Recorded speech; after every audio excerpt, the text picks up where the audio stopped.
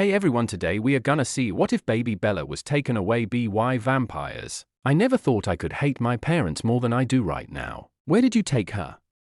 I screamed at my parents. My daughter, Isabella Marie Hale, has gone and I have no idea where they've taken her. We've taken her away. Do you have any idea what people are saying about this family? We have a reputation. Don't you understand that? My father replied, trying to reason with me. I don't care about my reputation or yours. Where is Bella? I had tears running down my face and my father and mother still held the emotionless facial expression on their faces. I hated it that much. I've told you we've taken her away. That is the end of it. With that said, they both walked away. I collapsed, sobbing on the stairs in the large house we owned. My daughter, who I only had for 4 quick years, has now gone from my arms. I don't know what to do now. I've lost the only person I care about so much. I wrapped my arms around my waist as some sort of way to keep myself together. I have to find her. I lifted myself up off the stairs and ran out the door. I already had some sort of a plan running through my head. When I find Bella, we were going to get away from there. We would go someplace where no one could find us. It was nightfall already. I didn't realize it was this late, but that still didn't stop me. I ran past a few alleyways, never stopping, hoping to hear Bella cry out my name. Hey, looky here, it's Rosalie Hale! Yelled a drunken Royce. Great, just what I needed. Oh look, there are his drunken friends as well. I turned around to leave again, but he grabbed my waist. I tried to fight them off, but there were too many of them. Let me go! I shouted at them. They only laughed at me. I was so terrified. A few hours had passed. I had been beaten. I could feel my heart slowing. I didn't want to die. I had to find Isabella. I saw a blonde man come up to me and pick me up. I passed out after that. The next thing I remember was hearing Edward and Carlisle arguing about me. I knew I was different already. I've lost her forever. I whispered. Charlie POV, November 13th, 1993. Being chief of police is a very important job. Even if it is in the small town of Forks with just over 3,000 people. Yep, this is where I and my wife Renee live. It was raining as it always is. I was sitting at my desk doing unnecessary paperwork when I could hear crying and the squealing of tires outside of the police station. I got up out of my seat immediately and proceeded to the door. What I saw shocked me the most. Somebody had left a crying child on the front steps of the station. She only looked to be about 4 years old. I wasn't really sure what I was supposed to do, so I called Renee and asked her to come down. Who have we here? Renee cooed to the child a few minutes after she arrived. The note I found with her just says her name is Isabella Marie. There was also a bracelet found as well with some sort of crest on it. Other than that, nothing else. No birth certificate or anything. I replied to Renee. I still held Isabella in my arms, trying to calm her screams for her real mother. What's going to happen to her? Said Renee as she picked Isabella from my arms. She'll have to be taken to child services. Can we adopt her? Already Renee had an attachment to the small child in her arms. I walked over to Renee, looking at the now yawning child. I don't know. It's a big step. Well, see. How old do you think she is? 4 years old. A few months had passed since that day, and now we were the proud parents of Isabella Marie Swan. We could only hope now that we could be good parents to her. She was definitely a handful. Especially adopting a toddler. She didn't like to be called Isabella, just Bella, she had told us. She sounded like an adult. It took Bella a while to get used to the idea of us as her parents. I was always there when she had dreams about her biological mother and held her while she cried. Renee thought it was a good idea not to tell Bells about her past for a while. I had begrudgingly agreed with her. When Bella was 13, we told her the truth. She wasn't as surprised as I had suspected. She probably figured it out. Bella was more angry at the fact that we should have told her sooner. A few months later, she left with Renee after our divorce. I spoke with her every week, but she rarely came to visit me. A few more years later I get an unexpected phone call from Bella saying she's moving back here. I was happy that she was. I just hope it all goes well for the future. Bella POV, Mum, I want to go to Forks. It felt like the millionth time I had told her this. I was almost starting to believe this myself. My mum and dad had divorced when I was 13 years old. My mum recently married to a minor league baseball player named Phil. He's a good guy. The reason for leaving Phoenix was so my mum wouldn't have to stay at home all the time with me. She often stayed home while Phil traveled, but it made her unhappy. Well, if anything changes you can call me at any time, okay, sweetheart? She said, holding my face in her hands and kissing my forehead. Okay, Mum. I have to go now. My plane's boarding now. I'll miss you. I said, giving her a kiss on the cheek and giving Phil a hug. I walked onto the plane and waited for my future with my dad in sunless Forks. Great. Unfortunately, being on a plane by myself gives me a lot of time to think, which can be dangerous. The memory I always seem to think about was when my parents told me I was adopted. Of course, I suspected this for a while, considering I don't look like either of them, but I was glad they told me the truth. I've always wondered who my parents were, and also the big question, why did they leave me on a doorstep of Forks police station? Even though I've never met them nor do I know who they are, I do have one piece of jewelry that holds a bit of my past. My bracelet. I never go anywhere without it. I like to think it belonged to my mother. Something for me to always remember her by. Like she never wanted to let me go. That thought usually takes me to my earliest memory. A young, beautiful blonde woman. I think she's my mum, but it could just be something that my own imagination has conjured up over the years. But it's always the same woman. Even in my dreams at night, before I knew it, the plane had landed. I was in Seattle. I saw my dad there waiting for me. He gave me an awkward hug. As always, Charlie was never one to show much emotion. It's just the way he is. I'm a bit like that as well. Charlie and Renee are complete opposites. It's a wonder they were even married. Hi, Dad, I said as he gave me the awkward hug.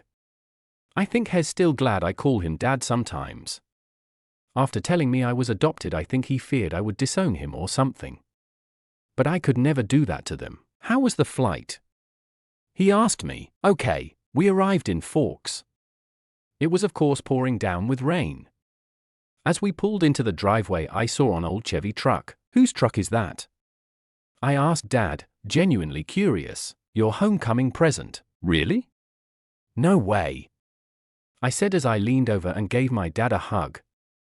Well, this saves walking to school in the rain or being driven around in the police cruiser. After I got over my excitement, we walked upstairs to my room. It was nothing special. A few pictures stuck on the wall from when I was younger. And of course the rocking chair my parents bought shortly after I was found in Forks. I explored the town in my new old truck.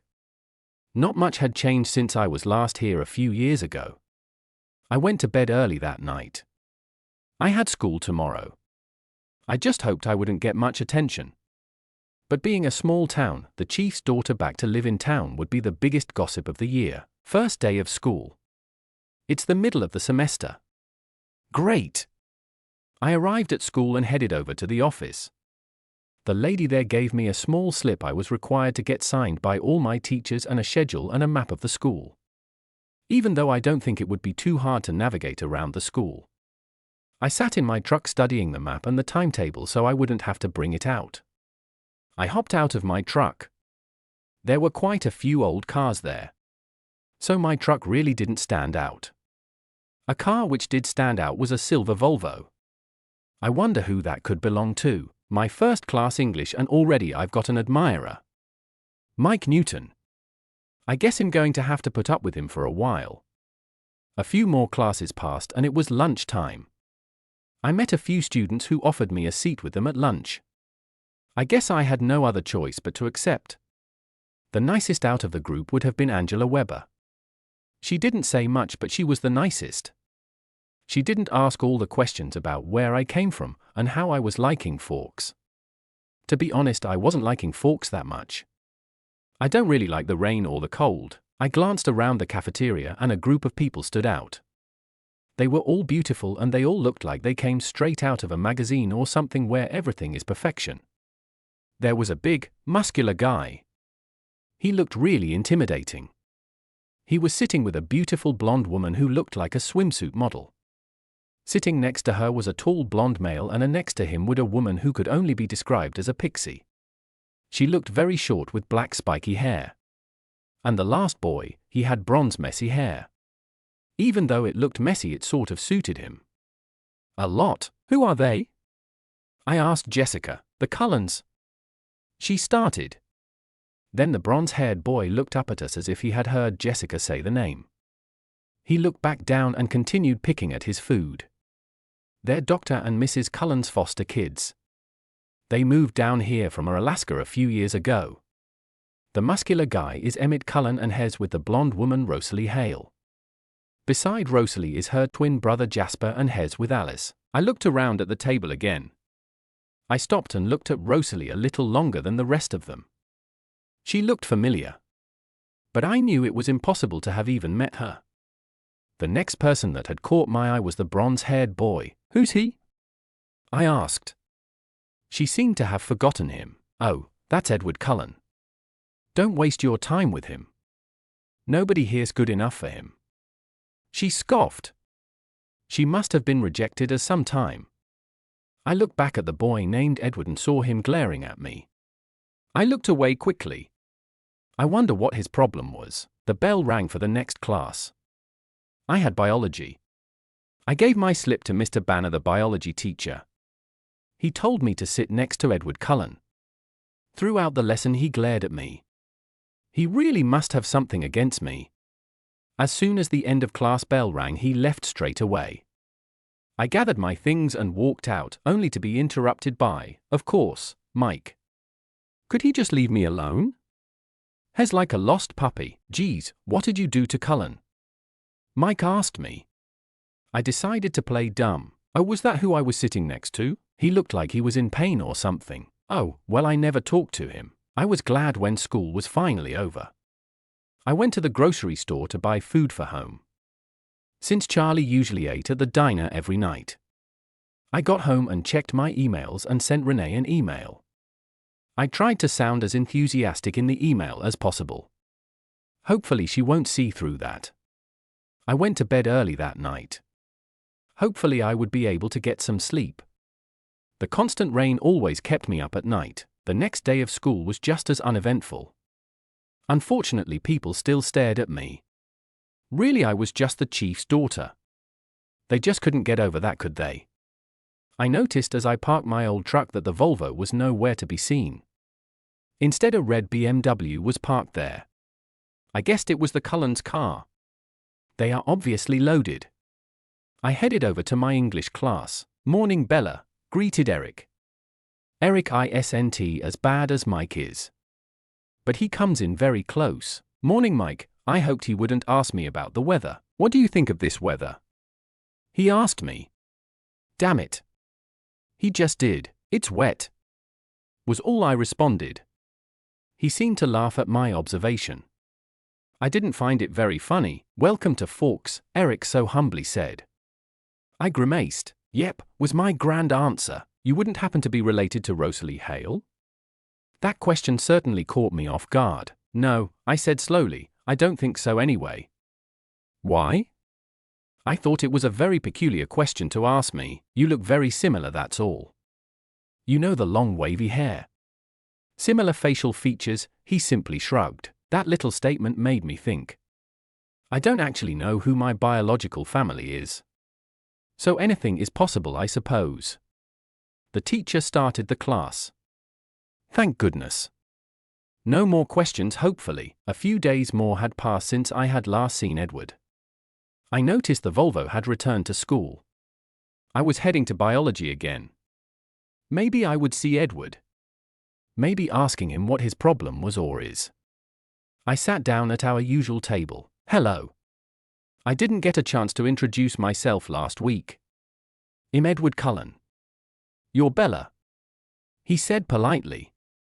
I must admit I was shocked.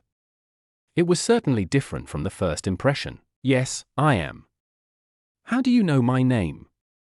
I asked. Everyone knows your name. They've all been expecting you. I grimaced at this news. Obviously Charlie has been telling people I was coming for a long time. I know that. I meant, how did you know to call me Bella? It was a simple enough question. Do you prefer Isabella? He asked politely once again. I felt like telling him of course I don't. But he was being polite enough, I might as well return that. No, I don't. Bella is just fine. I said to him. I must have sounded a little rude when I said it. I have a nasty habit of doing that. By then Mr. Banner had started the class. We were doing the phases of mitosis. This should be easy. I've done this experiment many times. Mr. Banner handed out the slides for us to start identifying. Ladies first, Edward said as he slid the microscope over to me. I took a quick look at it. Anaphase, I said simply. Do you mind if I check? Not at all, I knew I was right. I guess he just didn't believe me. Anaphase. Like I said, it continued like that till all the phases had been identified. I looked around the classroom. We were the only two that had completed. I really hoped he wouldn't start small talk about the weather. I was really getting sick of being asked whether I was enjoying the weather. So, are you liking the rain? He asked me with a crooked smile on his smug face. I really felt like glaring at him. I felt now would be a good time to tell him what I really think. Maybe I could get rid of that smile. I don't like the rain. Or the cold. I said honestly. He started to laugh. Of course, the irony of living in the wettest part of the U.S. wasn't helping my situation. So why did you move to Forks? This is why I hate small talk so much. It's like people are fishing for information out of you. I don't like it. I might as well tell him the truth. My mum remarried and it made her unhappy to stay with me at home while he traveled around. So I moved back to Forks. Sweet and short. Just the way I like to give all my answers. Hey, Bella. Could you give us a hand? Mike asked across the room. He just couldn't leave me alone, could he? I rolled my eyes before answering. I heard a small laugh from Edward. No, I said to him. He looked a little shocked. I really need to watch my temper. I hope he didn't think I was the type of girl that just did what everyone asked. I didn't like that at all. I work hard to get to where I am. Why can't they? Oh, was his simple reply. He looked at me for a little bit longer. I gave him one of my looks that said, don't ask me again. He looked a little puzzled then. I don't know why. Mr. Banner came over to our lab and asked us why we weren't doing anything. Of course, he assumed Edward did all the work. Do they think him incapable of doing things by myself? Thankfully, Edward gave me a bit of credit. We won the prize which Edward gave to me. A golden onion. How original. Well, it was, a little. I don't have a golden onion sitting amongst my other trophies. The bell had rung for class to end. I gathered my books and started to walk out the room. Of course, getting off my chair, I tripped. Edward grabbed me by my waist to catch me. Thanks, I said, slightly embarrassed that had to have happened. Anytime, he replied, smiling at me. Did you get contacts? I asked suddenly. No, I swear your eyes were pitch black last time I saw you and now they're like golden, I observed. A nice golden color, I must admit. It's the fluorescence, he walked away quickly. Not even a goodbye? That's not very gentlemanlike. It was odd though. I walked to lunch and sat down with Jessica and Angela's group. Mike was there again. I guess he thought he could charm me by pulling out a chair for me. It's cute, but you need to do more than that to even consider dating me. What was up within biology, Bella? Mike just had to bring that up, didn't he?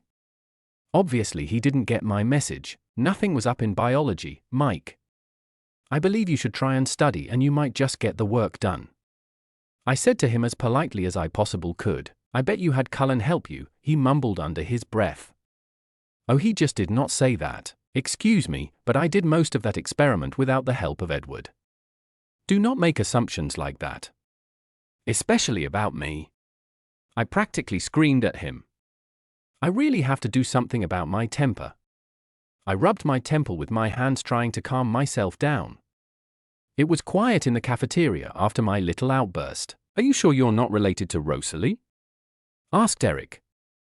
Geez, men. They obviously can't read emotions. I looked up at him and then at the Cullen table to see them looking over at us. I've already told you, I don't think so. By then I had just had enough. I got up and left the building before I have another outburst. I don't need the chief hearing about that one. Edward was outside as well. I don't remember him leaving. What was that all about? He asked as he sat down next to me on the bench. Mike, I put a lot of emphasis on his name, insulted my intelligence. I don't like that. Oh, I got that bit. Loud and clear, I laughed at this, but stopped when I glared at him. Sorry, I meant the part where you walked out. Oh, Eric asked me once again if I was related to Rosalie. He really shouldn't have talked to me so soon. Wealthy've got to learn sometime. Edward looked a little thoughtful for a moment. He didn't think I was, did he? The bell rang for the next class. I said a quick goodbye to Edward and left for my next class. Nobody spoke to me much for the rest of the day, which I thought was a very good thing. It gave me more time to cool down a little. I put my bag on the hood of the truck. I was digging through my bag trying to find the keys to my truck. Just my luck to lose my keys. I heard tires squealing. I turned around in time to see a van heading my way. Everything seemed to get slower. Before I knew it, Edward had his arm around my waist, swinging my body so my legs were underneath my truck. My head in the process hitting the ground in the process. His hand was outstretched and impacted the door of the van. Bella! Bella! Are you okay? I heard Edward's voice. I felt a throbbing in my head. Ouch! Not so loud, I said. I heard screaming as people started rushing towards us. I've got 911 on the phone, said someone in the crowd. I heard the ambulance and oh no, Dad was here. The paramedics put a neck brace on me and put me into the back of the ambulance while Edward rode in the front. My dad gave the ambulance a police escort. Like they needed one in a small town. We entered the hospital a while later. I saw Dr. Cullen, Edward's foster father. His final evaluation was that I was okay. I already knew that. I just have a headache now. I was becoming impatient. I wanted to talk to Edward about what happened. It's not about you. It's about all of us, I overheard Rosalie say. Edward, I called out to him. He was talking with Dr. Cullen and Rosalie. They turned to me. Rosalie gave me a nasty look. I returned that look. Dr. Cullen looked between us. Thinking just like Edward had done before at school. Edward walked over. What? He said impatiently. I wonder what happened to the gentleman, Edward. You stopped the van with your hand. You pushed it away. How'd you do it? I asked him. He looked away from me and to the floor. I had an adrenaline rush, he said easily. I scoffed at this. As if an adrenaline rush could stop a vehicle. That is one of the lamest excuses I've ever heard, I said to him. Well, nobody is going to believe you anyway. I wasn't going to tell anybody, I replied just as quickly as he had. I need some answers. There is nothing to be answered. He turned around and left me standing there. A few weeks had passed. Edward and I barely spoke to each other unless we absolutely had to. Mike had decided to become a dedicated presence at my biology table, much to my dismay. No matter what I do to Mike, he's always there. Edward wasn't here today.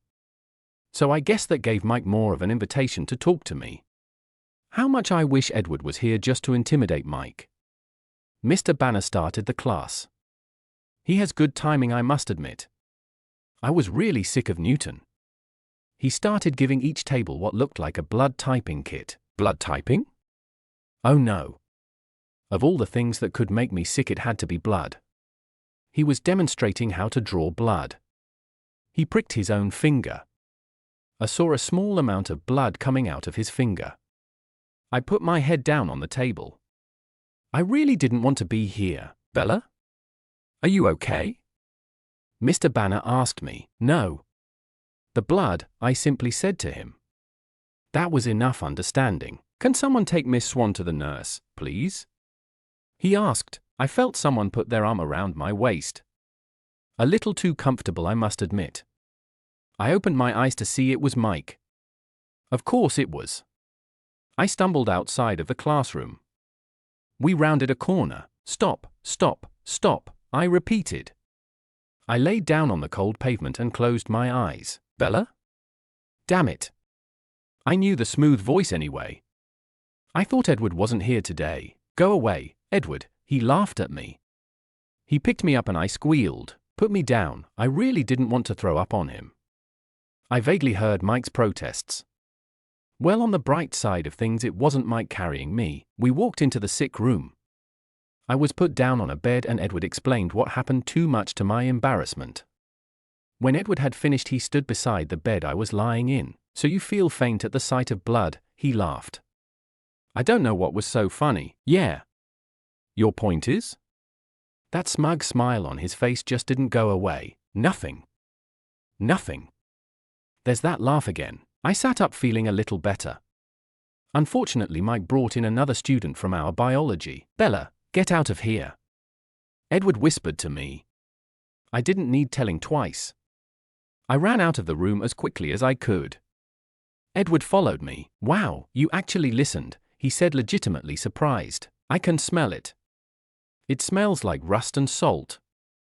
Not a good smell. Humans can't smell blood. He stated as a matter of fact. Well, I can. It smells like rust and salt. Horrible combination in my opinion, I groaned. I've got Jim next. He just smiled smugly at me. I can help with that. Sit on the chair and look sick. Yeah, like I didn't already look sick. Right.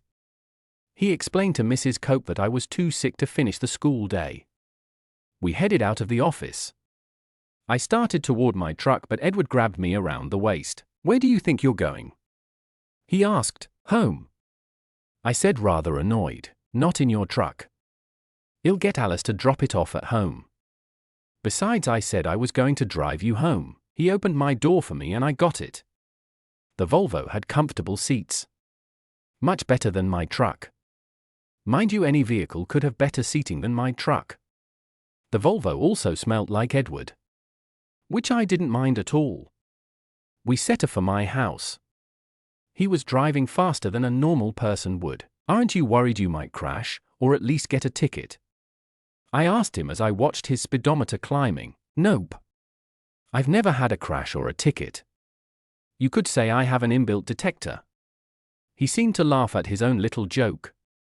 We got to my house in no time. He turned the car engine off. So I took that as an indication he wasn't going anywhere for a while. So tell me about yourself. He asked me. I couldn't possibly know what he wanted to ask me about. So I just started with the basics.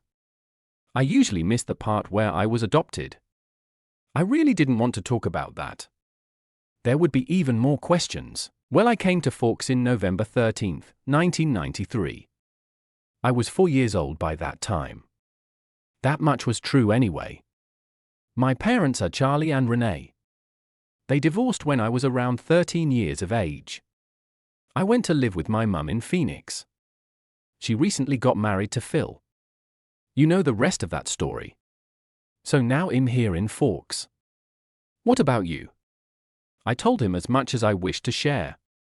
He knew more about me than him. What would you like to know? He asked politely. Always so polite. I thought it best to start with the basics. So you're adopted? As I said this, I unconsciously fiddled with my gold bracelet hanging from my wrist. It was the only thing I had left of my real parents beside the names Isabella Marie. Yes. You moved here from Alaska? Yes, if you don't mind me asking. What happened to your parents? I felt a bit hypocritical asking this question, since I skipped the part about me being adopted as well. They died many years ago. I actually don't remember them much. Esme and Carlisle have been my parents for so long now. You love them? It was more of a statement than a question. Yes. I couldn't imagine two better people. He said with a smile on his face. What about your brother and sister? I asked. I haven't actually met them yet. My brother and sister and Rosalie and Jasper aren't going to be too happy if they have to stand in the rain. I really didn't realize we had been sitting here for that long. Oh right. Sorry. I'll see you later then, I said to him, getting out of the car. His hand grabbed mine. I jerked it away. His hand was very cold. He saw the look on my face and immediately his behavior changed. Talk about mood swings. He apologized quickly. Be careful, Bella, while you're at the beach. I gave him a puzzled look. Oh right, I remember.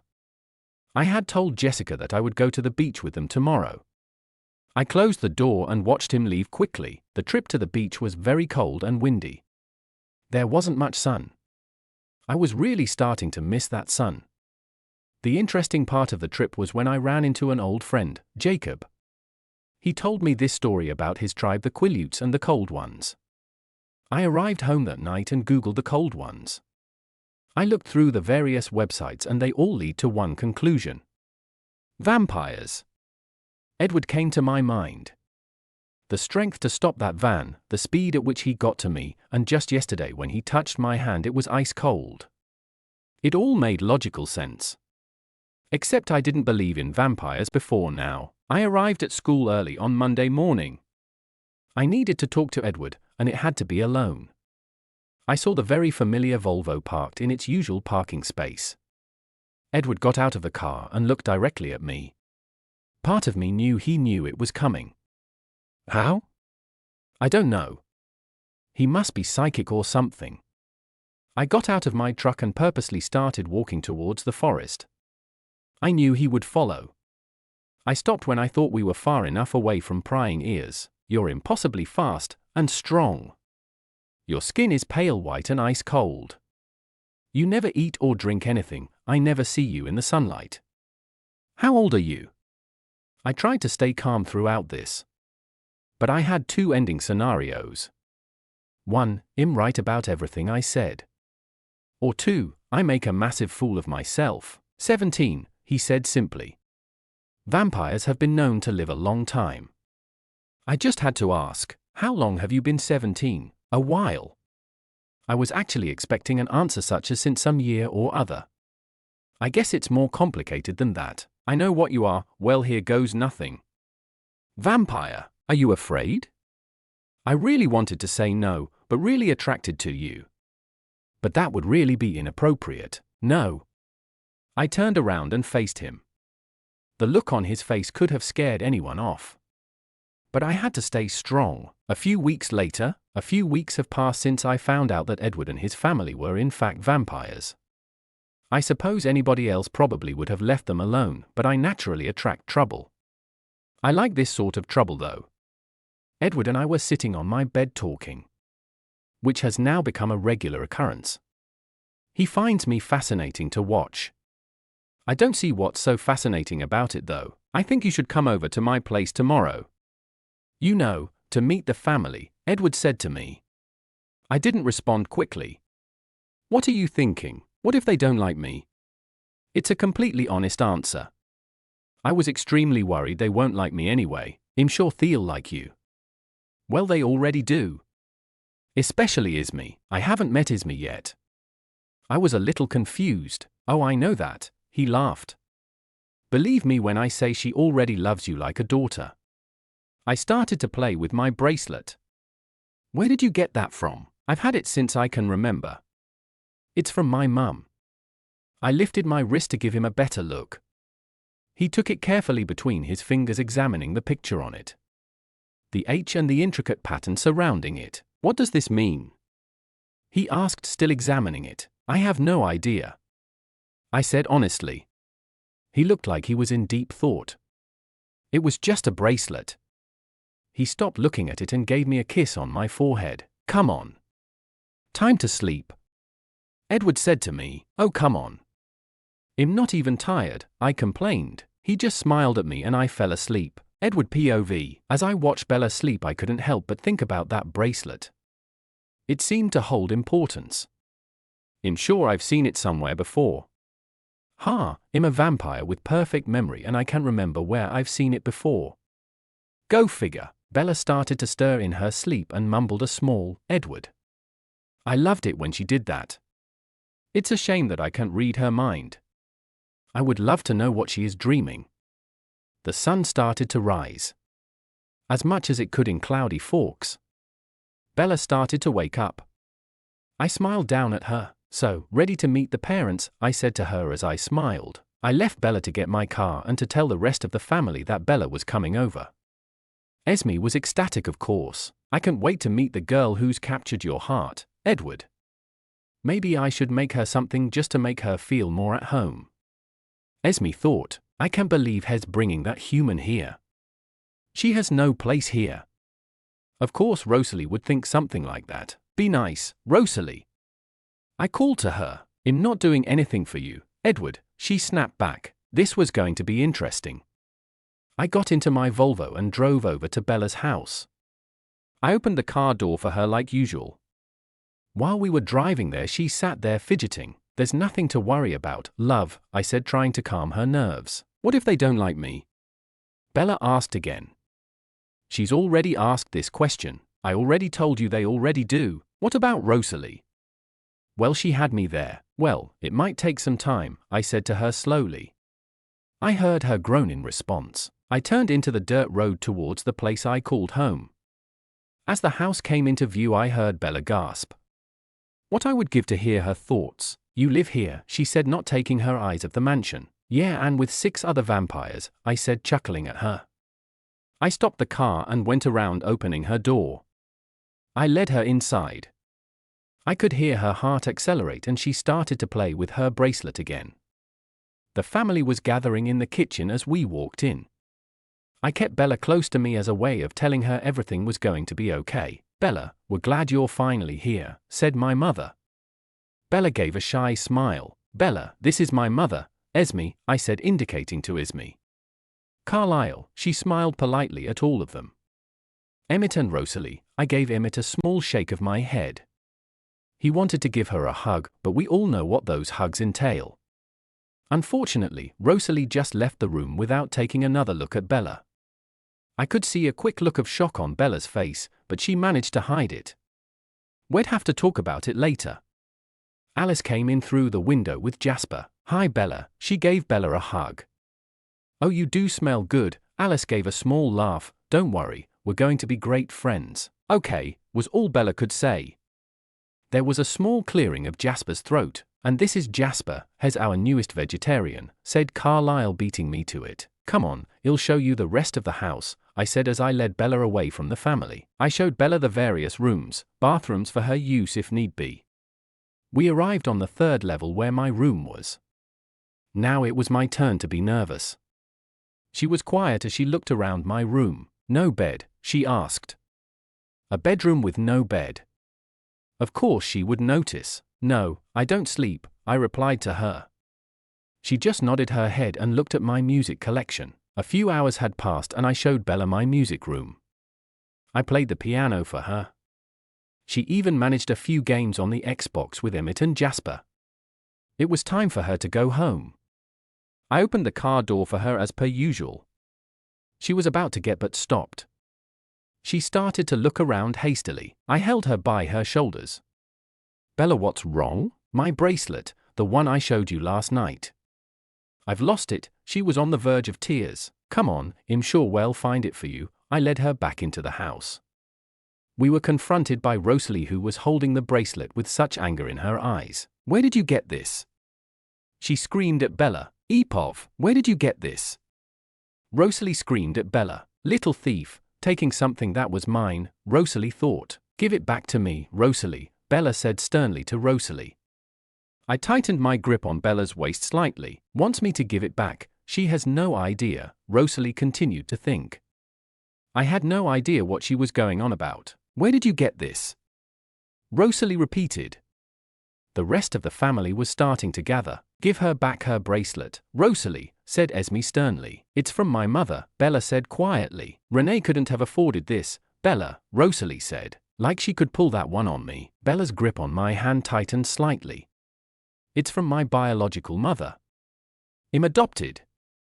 Bella took a breath. Now I've answered you, can I have it back? Rosalie was quiet for a very long time, didn't say anything or move. No, no, no. It can be. The evidence is there. She has it. My daughter. Don't say a word, Edward, please, Rosalie thought to me. I gave her a nod and Rosalie quietly gave Bella the bracelet back and ran outside with Emmett following her. Everyone was quiet. They don't know what happened. I led Bella back to the car and drove her home. I drove the car back and ran back to her place. She was fast asleep, mumbling about her mum. Arpov, no, no, no. It can be. The evidence is there. She has it. My daughter. Don't say a word, Edward, please. He gave me a small nod and I gave Bella the bracelet back. I ran out the back far away. I knew Emmett would be following me. I'm glad he was. I never told him about my daughter. Hey, what's wrong? Emmett asked. I turned around and hugged him whilst crying the tears that I will never shed. She's my daughter, Emmett. She has the Hale crest on her bracelet. I gave it to her when she was just 4 years old. I said into his chest. He stood there stroking my blonde wavy hair. Bella's hair was wavy too, but it was brown. I guess that makes sense. I mean, she's like you in a few ways. She's got your looks. He laughed. I laughed with him. I decided I should tell him the whole story. Well, part of it anyway. There are a few things that I wasn't ready to tell him yet. She was taken away from me 2 months after her 4th birthday. My parents were worried about their reputation. I never thought they would leave her in Forks. I never stopped looking. Always hoping to find her. Well, at least they kept her name. Are you going to tell Bella? Emmett asked quietly. I'm going to have to. Do you think she would remember me? I asked Emmett quietly. I'm sure she will, Emmett reassured. We headed back to the house. I was expecting to be bombarded with questions. Nobody asked, they just knew not to. I wasn't ready to tell them yet. I wanted to talk to Bella first. The sun was starting to rise. I ran over to Bella's house. Edward I just wanted to talk to her. It was better to give him a bit of warning. The chief wasn't here, so I would just have Bella alone. I knocked on the front door.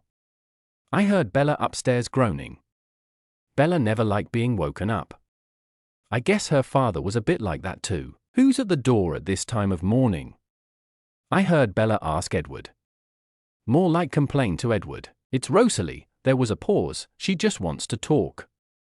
I heard shuffling and I could hear Bella's footsteps. The door opened. Hi. Well, I couldn't think of anything else to say. Hi, come on in. She was still a little lost for words. Mind you, I would be too. Edward was in the kitchen making breakfast for Bella, a disgusting smell. Edward chuckled. He'll be back in a few minutes. He told Bella and kissed her. I wasn't exactly sure how I should feel. But I was extremely protective of Bella now.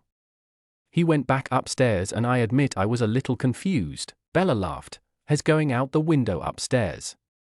Doesn't want to cause any sort of suspicion. Sorry about yesterday. I said slowly. This wasn't how I wanted to start it. I put my hand up to stop Bella from interrupting. The reason I acted like that was because the bracelet you're wearing, I pointed to her wrist, was mine. Bella didn't respond.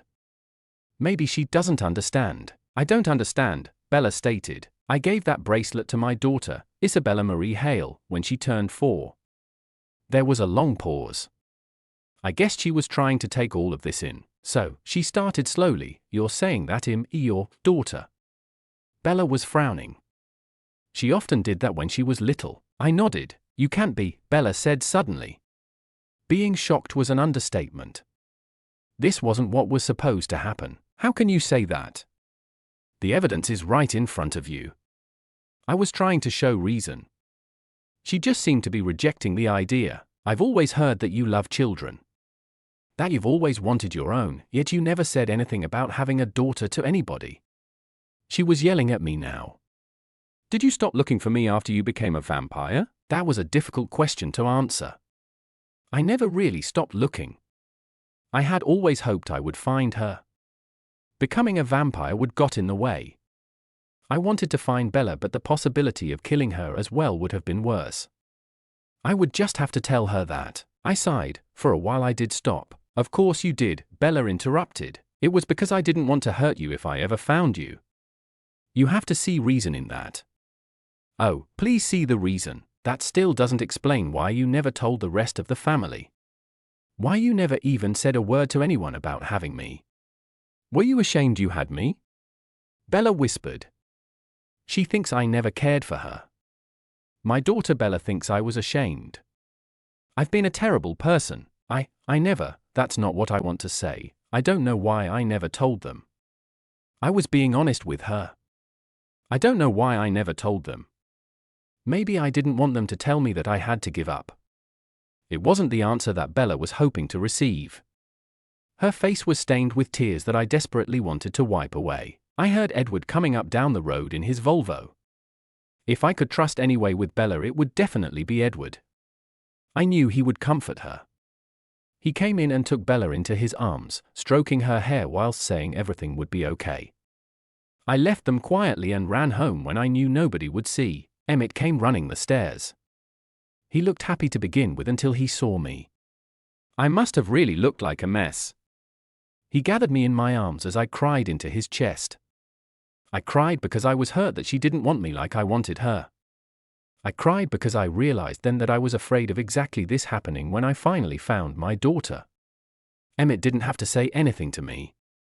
He just knew. He always knew. Even if he doesn't remember. He always knew. When I answered the door, I have to admit I was surprised a little. I thought she was just going to apologize for the way that she acted towards me. I never would have guessed that she would claim to be my mother. I inspected my bracelet. The one that Rosalie claimed she gave to me. You know, even though Rosalie may not say it aloud, she has been looking for you a long time, said Edward to me suddenly. He had been silent for a while. What do you mean? I asked quietly. Well, every time she heard the name Isabella or Bella, she would always turn and look for that person. She only just started to lose hope, you know, he said softly, although she had always hoped that you had led a good life. I stayed silent for a moment, contemplating all that had happened in the past hour. I still had half an hour before we had to go to school, I suppose. I started slowly, that it does make a bit of sense. You still don't sound convinced, Bella. It's a lot to take in, I snapped back.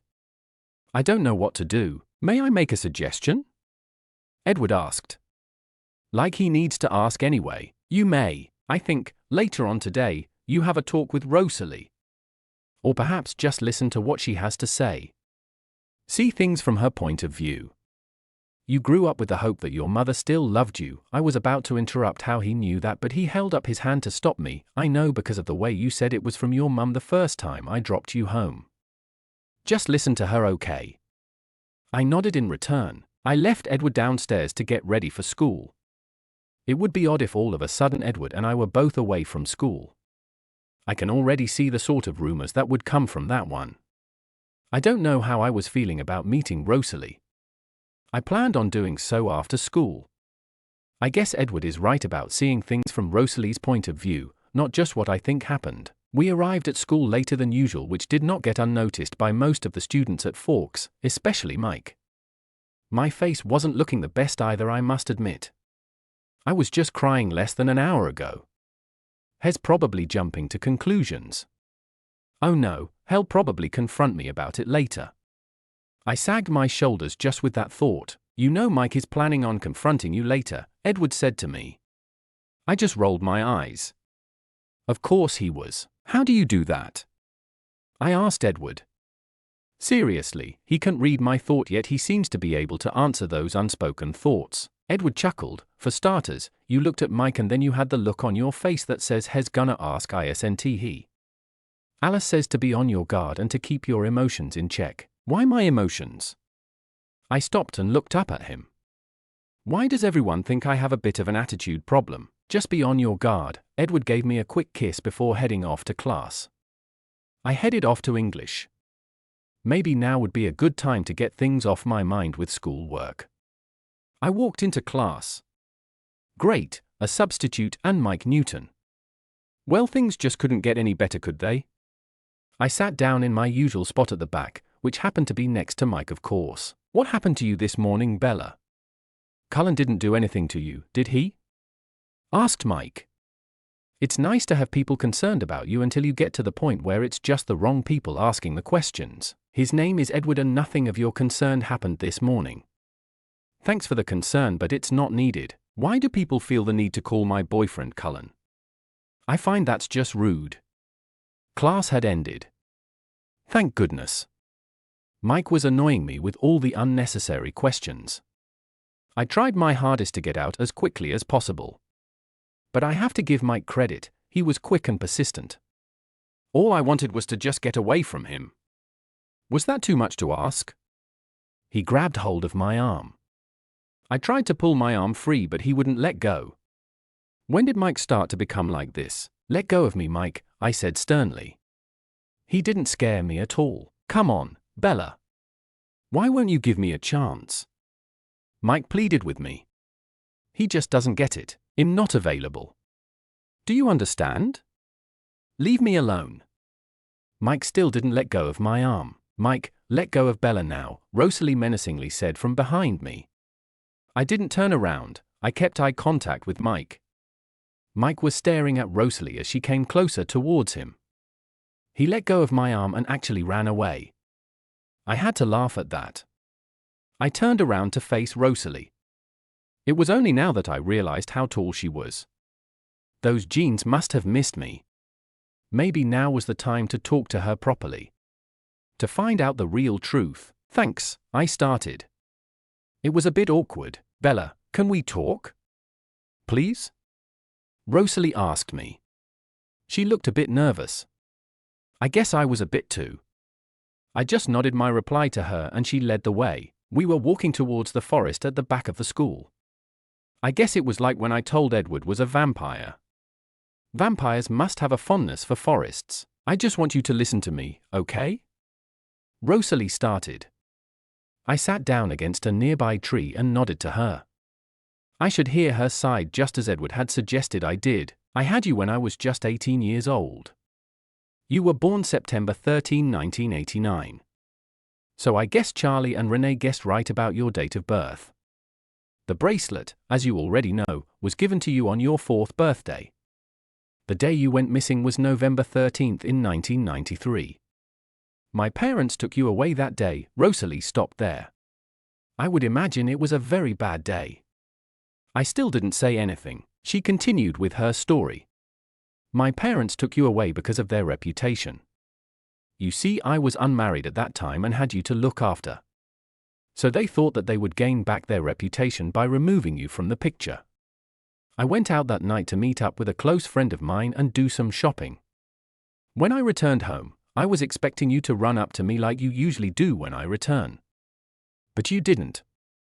So I went looking for you. I found one of the housekeepers. She was looking very fearful at that time and I asked her. She told me that my parents had taken you away. Rosalie's hands pulled into form fists. Her voice grew colder as she told me about her parents. I went and confronted them. They told me it was for my own good. Like they ever knew what was good for me. I demanded they told me what had happened to you, but they never said a word. I left the house quickly looking for you. As I was running around frantically, I ran into a Royce and his drunken friends. I tried to leave as quickly as possible, but I didn't get enough. I won't go into detail what they did to me, but in the end I was left beaten. Carlisle found me and changed me. It was very painful. My only hope was that I would survive and find you. I wasn't allowed to leave Carlisle, Edward, and Esme at that time. Since I was a newborn, I wasn't allowed to go near humans for a very long time. That broke my heart a lot. I only ever wanted to find you. I had to learn to hide my thoughts about you because I knew Edward could read my thoughts, so I felt I had to hide my intentions from him. So I could continue looking for you. Every year they kept me away from humans meant a year I wouldn't get to see you, Bella. Every year you would grow older. Emmett came along a few years later. He was a welcome distraction. Don't get me wrong, I never forgot. He just made me that little bit more happier. He didn't know about you until yesterday. She stopped and looked at me hopefully. I guess Edward was right about hearing Rosalie's side of the story. I thought about everything that she had told me, even if it did seem a bit condensed. She never mentioned who my father was, but I wasn't going to ask her now. I guess all these years she thought of me. Rosalie was still waiting patiently for me to say something. I wasn't exactly sure what to say or do. I took a deep breath and smiled. Rosalie looked hopeful. I have a mum. Rosalie smiled with me, but I still had more to say. Thank you for telling me, but her smile fell. It will take me a while to become accustomed to the idea of you as my biological mother. Just don't expect me to all of a sudden start calling you mum or anything. It's still a lot to process. I understand, Bella. I was quiet for a lot longer. I thought back to Charlie and Renee that had taken me in when I was left here. I felt that I should share this news with Charlie. I guess that wouldn't go down well considering Rosalie is supposed to be a year older than me. I want to tell Charlie. I said finally. What?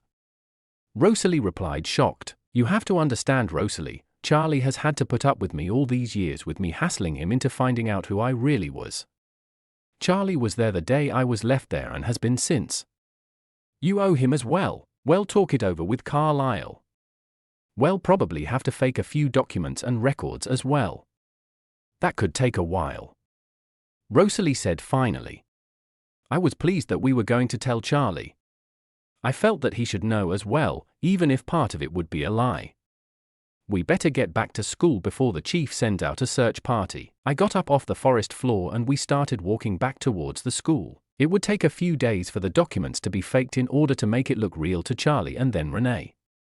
I still was unsure what they were going to do. My best guess that we were probably sisters. That would make the most logical sense for me. I was spending a lot of time over at the Cullens' house. Not just because of Edward. Although he was the main reason, but also because I wanted to know Rosalie better. Unfortunately, Emmett sometimes gives a little bit too much information, especially about the bedroom. I felt sorry for Edward at times as well. Emmett had also taken it upon himself to play the father role, and Edward had been subjected to many talks, especially about sex. I have to admit that the look on Edward's face when Emmett was talking to him were very amusing. Rosalie, Emmett, Edward, and I spent a lot of time going through the photos Rosalie had hidden from all of them. Most of them just featured Rosalie, and Emmett and Edward took it upon themselves to poke fun at some of the photos. I'm sure every child has tested out makeup and made a mess in the kitchen. It's just what children do. Then the embarrassing bathroom photo. Parents must find the need to take a picture of their child in the bathtub. That one had me really blushing. It was time for me to go back home, and Edward dropped me off and left to go hunting. When I arrived home, I called Charlie to let him know that Rosalie was coming over to talk to him about an important matter. I didn't give him all the details, but he was surprised it was Rosalie that was invited over. I also mentioned that Rosalie wouldn't be eating with us because dinner would take a while to cook. So that took Rosalie out of having to eat. Charlie arrived home and changed into some jeans and a long-sleeved shirt. There was a knock at the door. I raced to get it. Ready? I asked Rosalie. She simply nodded.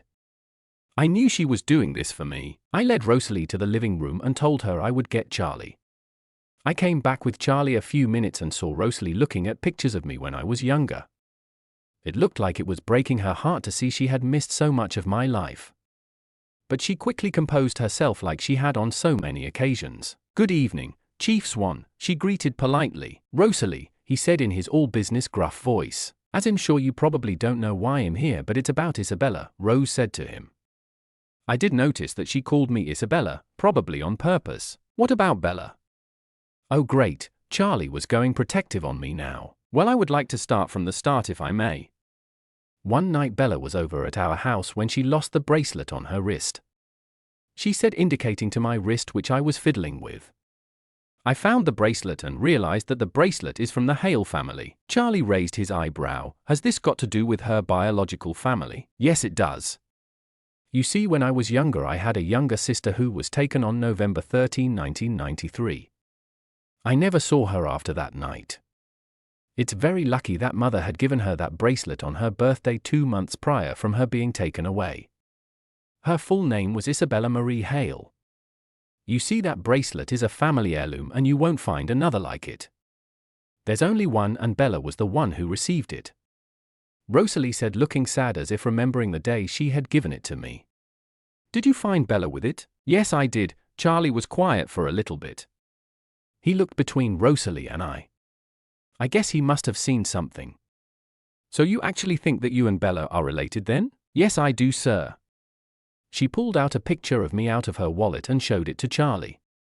I leaned over a little to see the picture. It was a picture of me sitting in front of a birthday cake with the number 4 on the front of it. It was obviously prior to Charlie finding me. So this had to be convincing evidence. I mean, my looks didn't change dramatically in those 2 months.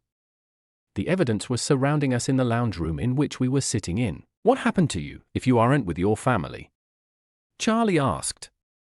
A sensitive question, I must admit. Well, sir, I was taken away shortly after Bella had disappeared. It was proven to the police back then that my parents were behind the disappearance of Bella, even though they never actually found her. So as a precaution, I was put into foster care where Renesmee and Carlisle had taken me in. Our parents died shortly after in 1994. Murdered is more the word. I guess their bad past finally caught up with them. Rosalie finished.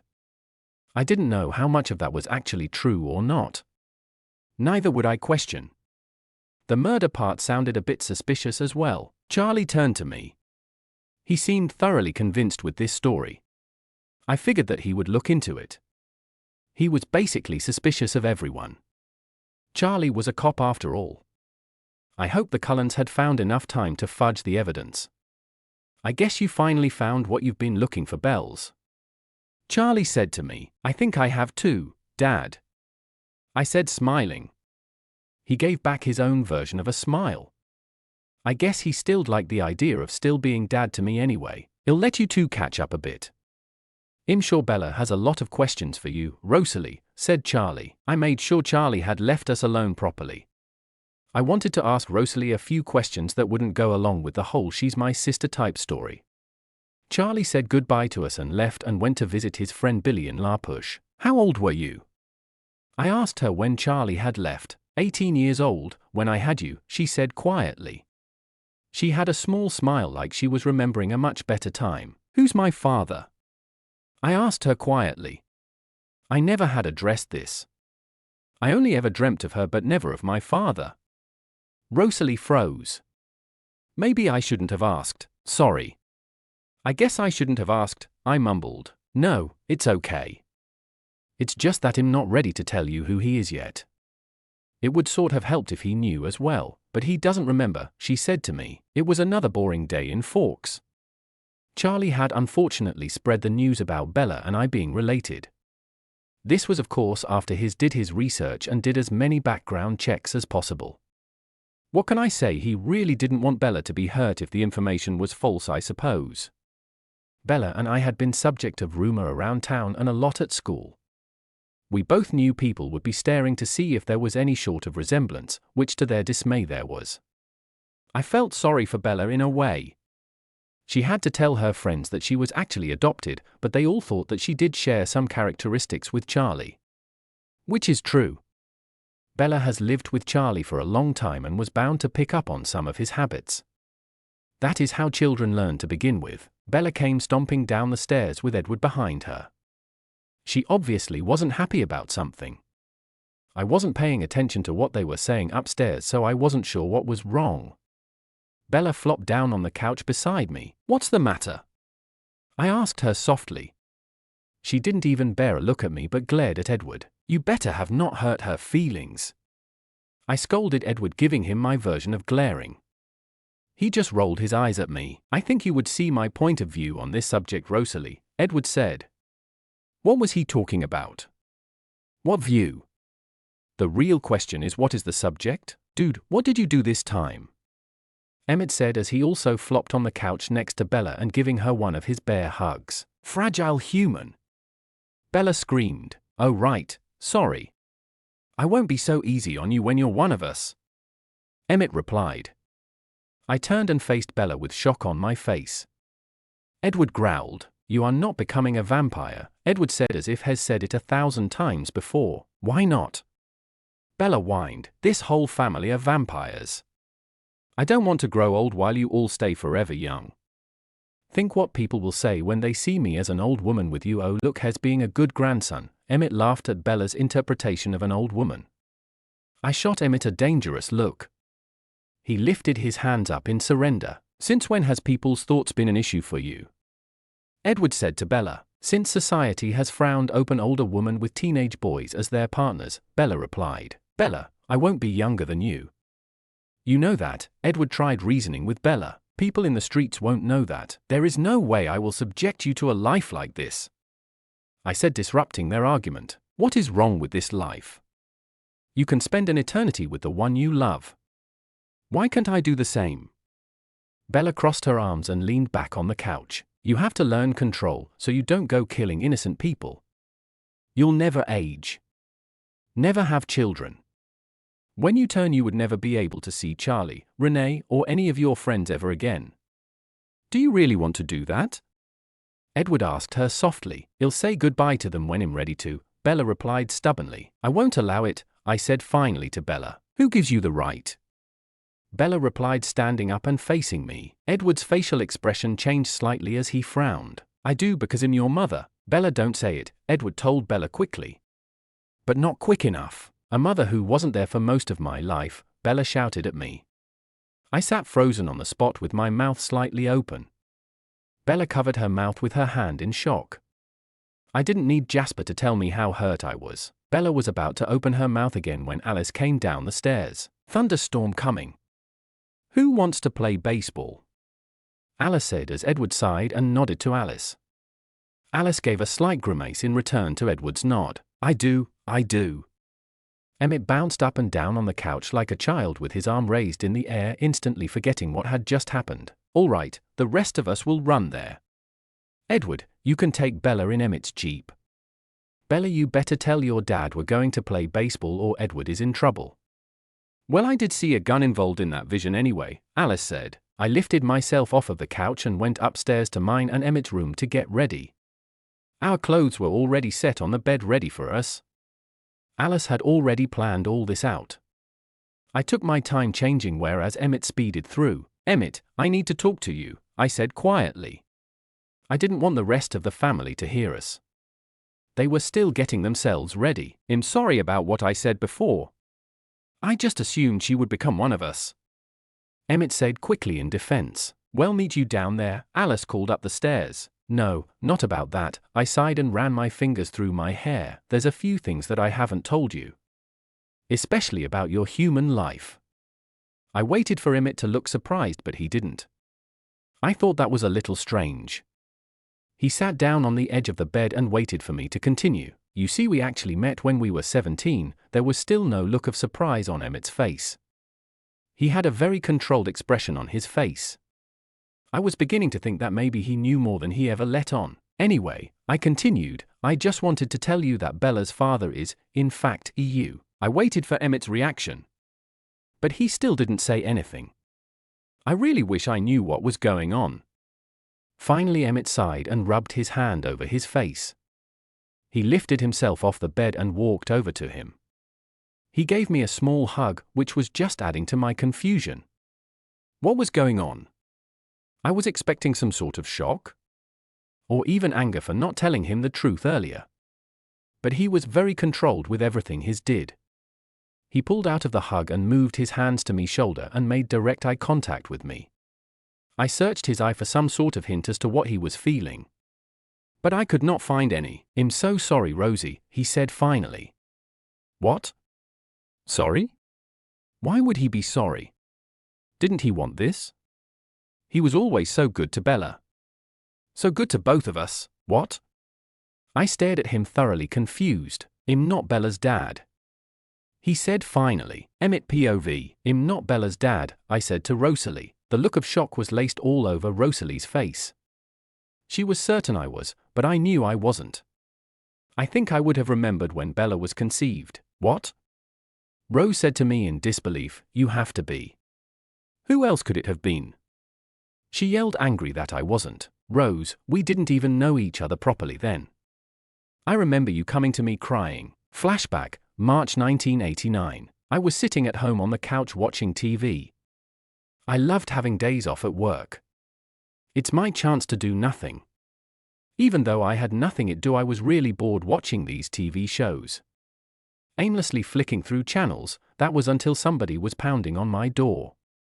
I slowly lifted myself off the couch whilst yelling at the person behind the door that I was coming. I finally reached the door and opened it. Rosalie was standing there crying.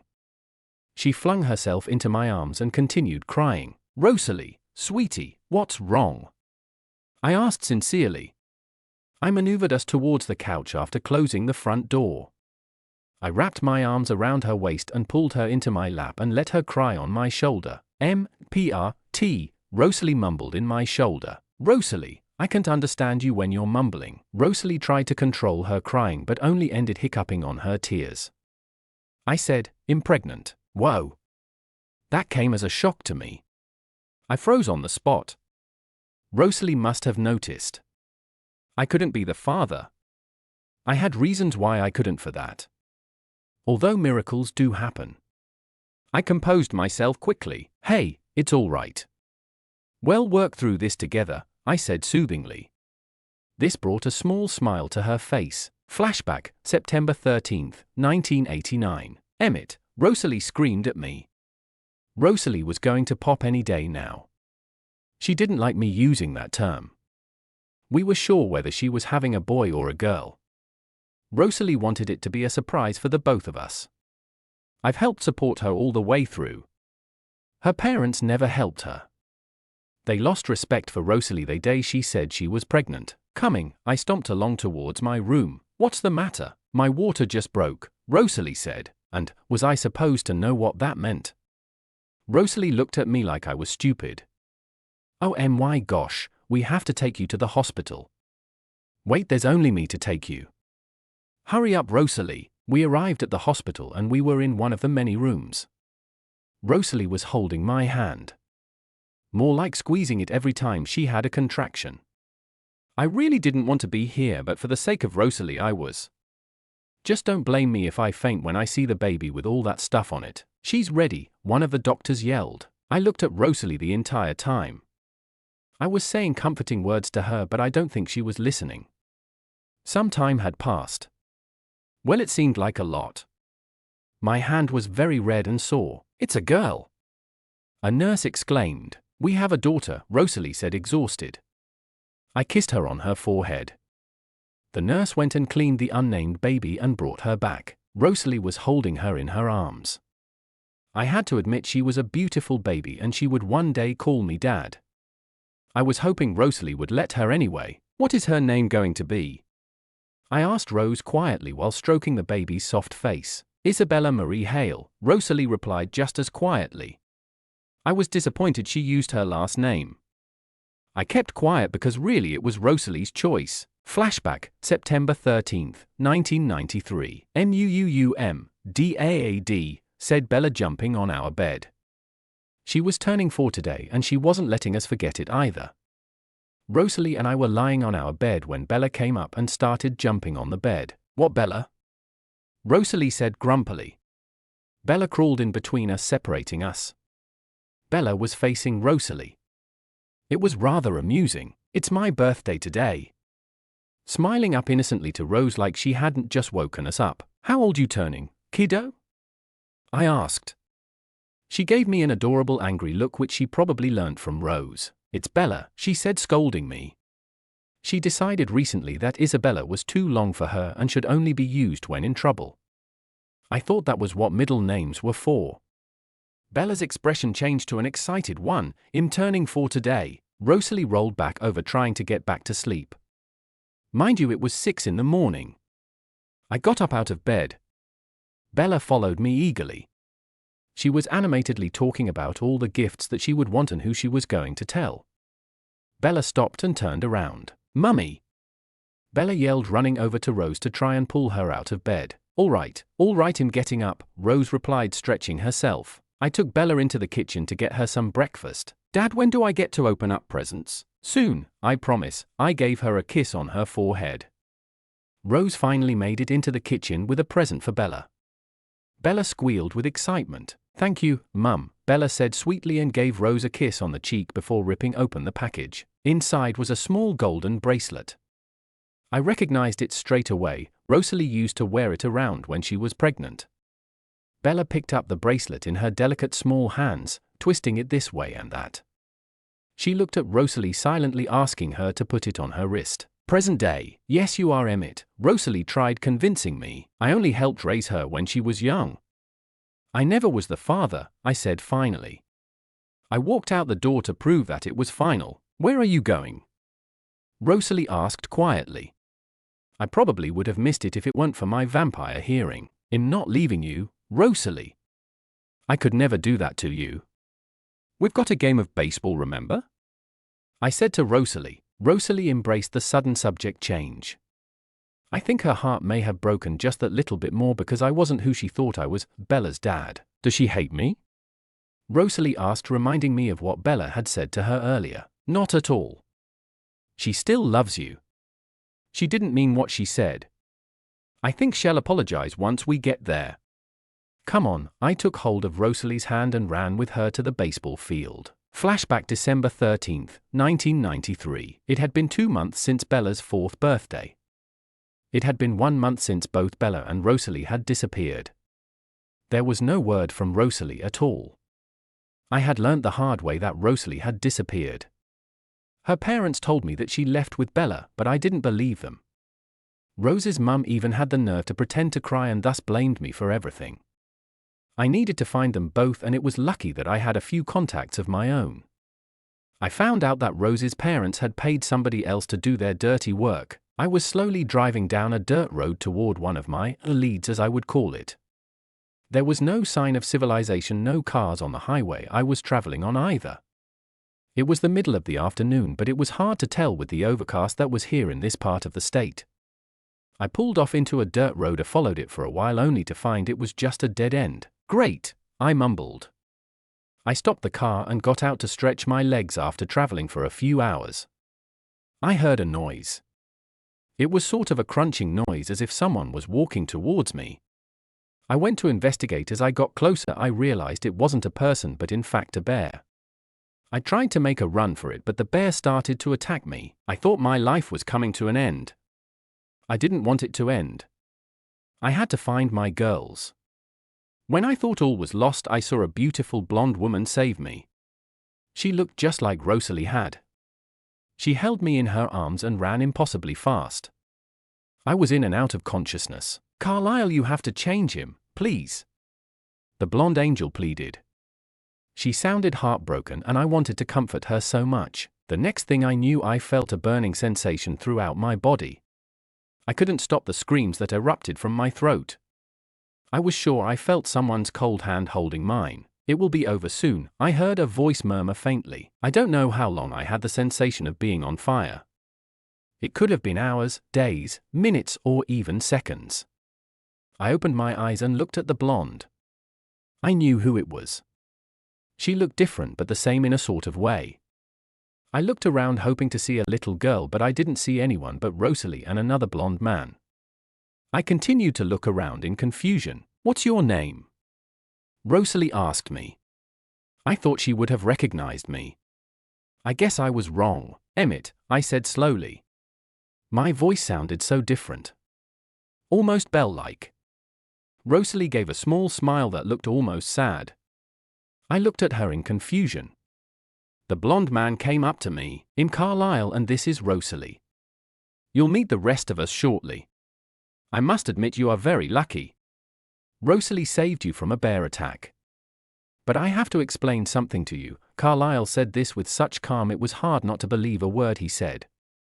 I looked between Carlisle and Rosalie, waiting for them to say something. They then proceeded to tell me that I was now a vampire. I found it hard to believe at first, but I realized that I had what they said I would. The speed, the strength, and the unfortunate part, the bloodlust. I thought Rosalie didn't remember me, so I pretended I didn't remember her. I think the only person who picked up on this was Edward, because he could read minds, but he never mentioned it. Either that or he was moody all the time. Probably both. I never forgot about Bella either. I don't think Rosalie ever did as well. Bella POV, present day. I was sitting in the Jeep with Edward driving. It was a bumpy ride, that was for sure. I would have preferred it if he ran with me, but we had to take a Jeep for appearances, especially for Charlie, who also wanted me to go to an all-girls school now that I was dating Edward. Geez, cut me some slack. I felt horrible for what I said to Mum earlier. I really wanted to apologize to her for saying such things. We arrived at the baseball pitch and the rest of the Cullens were there minus Emmett and Rosalie. I wonder where they could be. Edward, I started but he cut me off. Rosalie is talking to Emmett. They'll be here shortly, he assured me. It didn't work very well either. Alice was occupying herself with practicing her pitching skills and Jasper was doing some pretty neat tricks with the baseball bat. Renesmee came over and started talking to me while Edward went to Carlisle to do something or other. Probably a way to stop me from acting up a little. She offered me to help her be umpire. I laughed at that but agreed nonetheless. It seemed like a long time before Emmett and Rosalie finally turned up. Mum, I'm so sorry for what I said to you. I really didn't mean it at all. It was just that I was angry and Rosalie cut me off by giving me a hug. I accepted it and wrapped my arms around her torso as she lightly stroked my hair. I know, sweetie. I'm sorry too. Let's play some ball. Emmett yelled, causing me to jump. Mum and I gave Emmett a glare which he responded by backing away. I looked to Rosalie and laughed with her. We both thought it was funny that we were doing the same thing. Emmett breathed a sigh of relief. It's time, Alice shouted, in guessing for my benefit. Rosalie, Jasper, and Carlisle were on the batting team while Edward, Emmett and Alice were fielding. Rosalie batted first with a look of determination on her face. I cheered her on. I wasn't sure what I was supposed to do. Vampires run faster than the human eye can comprehend, so I found it a little difficult to do anything but that.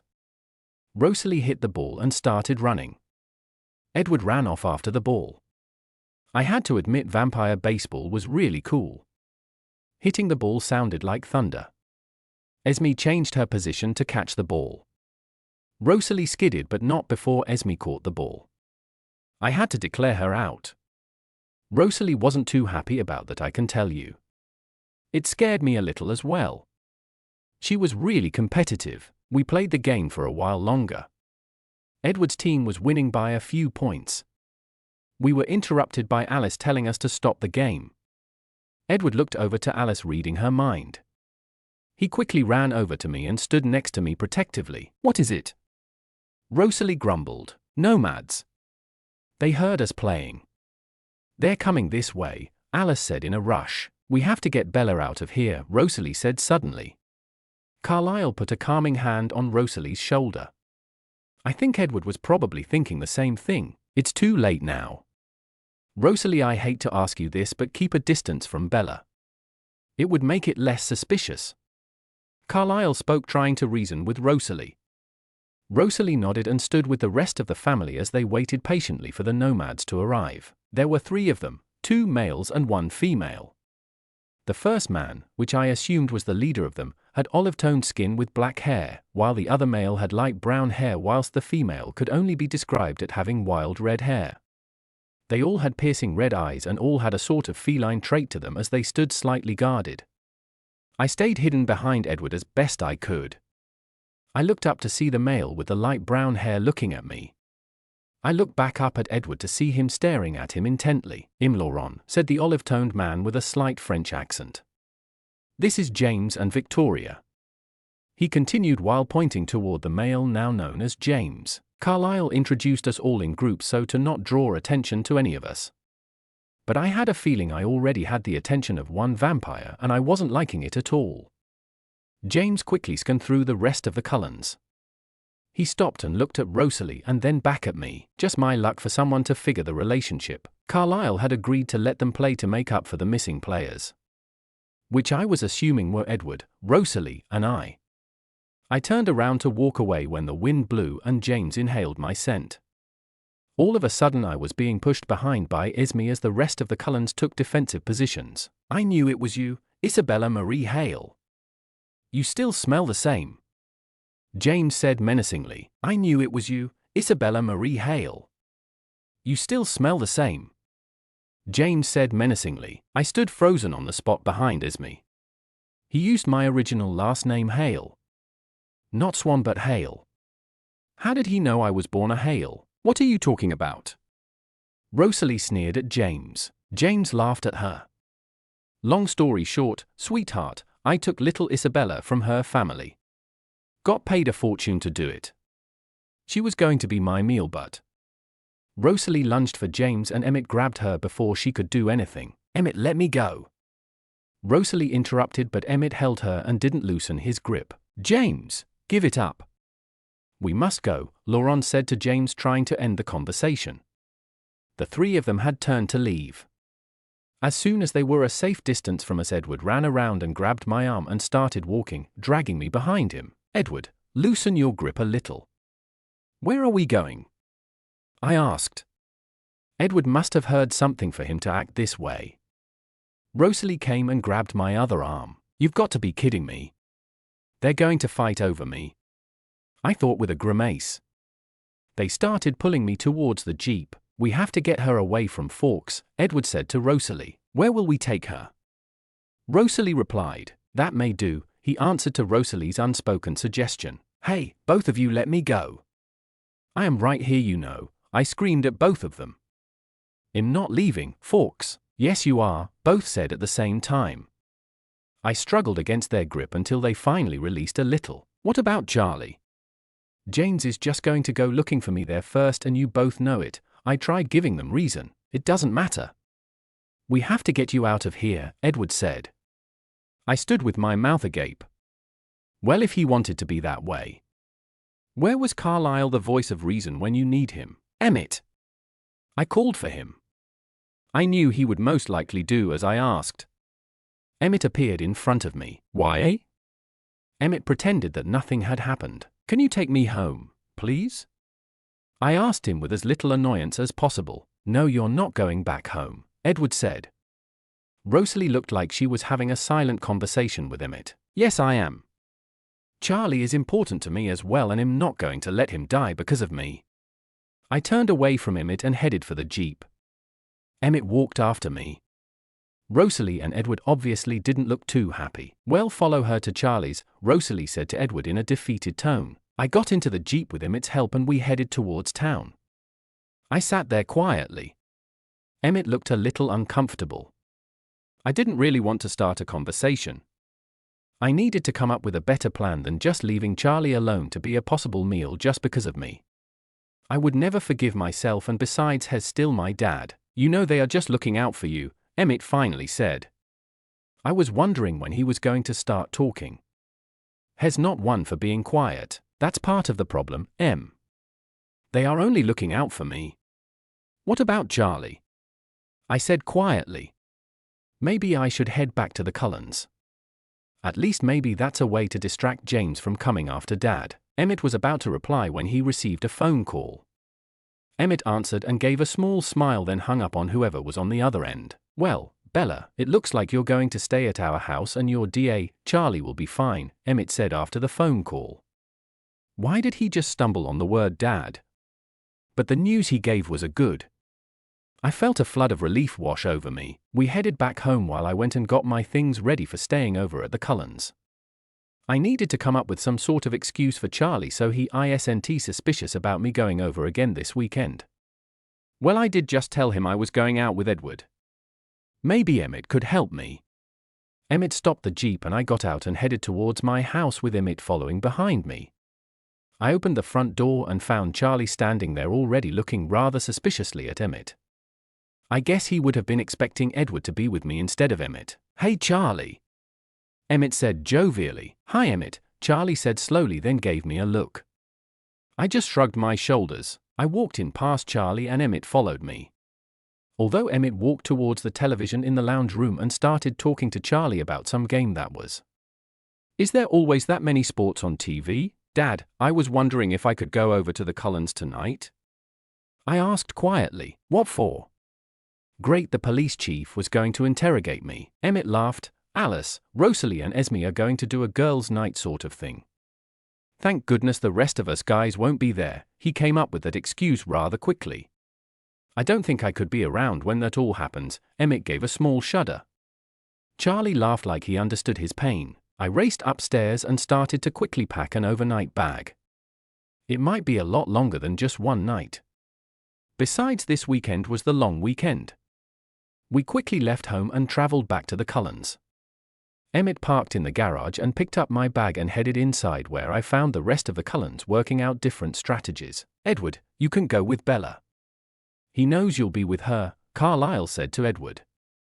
Edward ran his fingers through his hair. Where am I going?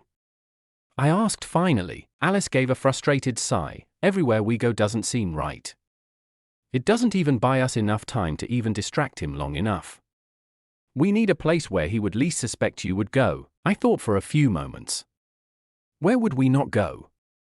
It would probably have to be a place with a lot of sunlight, because vampires aren't allowed to expose themselves in sunlight. Phoenix with my mum would be a good place. But I wouldn't go to Mum. What about Phoenix? I said aloud, voicing my idea. Alice got that blank look in her eyes that told us all that she was having a vision. After she came out of the vision, she gave a small smile. If things go as planned, we would have bought ourselves some time. Edward, for some unknown reason to me, didn't look happy about this. Okay, so this is what we're going to do. Emmett, Rosalie, and you are going with Bella to Phoenix. Jasper, Edward, and I will give off a false scent in a different direction. Meanwhile, Esme and Carlisle will keep an eye on your dad. Savvy? Alice finished as she told us the plan. The rest of the family got into action preparing so we could initiate the plan as quickly as possible. I was sitting in the back of Carlisle's BMW waiting for everybody to finish off. Edward came over after a little while. He didn't need to say anything. I knew what he was thinking. He wanted me to be safe, and being away from me was the sacrifice he had to make. Edward leaned forward just enough to capture my lips in a chaste kiss.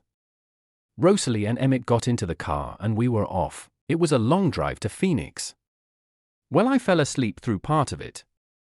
As far as I know, Charlie and Renee still think him in Forks, which is what they should think anyway. We arrived at this big, grand hotel. Always grand when with the Cullens. We were sitting in the hotel room with Emmett watching another game of football while Rosalie was sitting beside Emmett while painted her nails. I was pacing around the room waiting for a phone call from Edward. We had been in Phoenix for hours and yet I had still heard nothing from either Alice or Edward. I fell onto the couch exhausted from walking back and forth. Do you want something to eat, sweetie? Rose asked me quietly. I hadn't even thought of the idea of food. I am a little, I admitted to Rose. Come on, Emmett, Rosalie said to him as she got up. What? The game is still on? Emmett protested. That game was on yesterday. Now we're going to get Bella some lunch, Rosalie said sternly, like she was talking to a child. Mind you, Emmett is a child most of the time. Rosalie and Emmett left the room we were staying in while I flopped on the couch. This whole save my life thing was seriously boring. I really didn't have anything to do except watch television, and I wasn't a fan of the daytime dramas that they have playing in the afternoon. My mobile was in my hand as it started ringing. I looked at the phone and it read Phoenix Home. That's strange. I never told Mum that I was here. I tentatively answered the phone. Bella! Bella, where are you?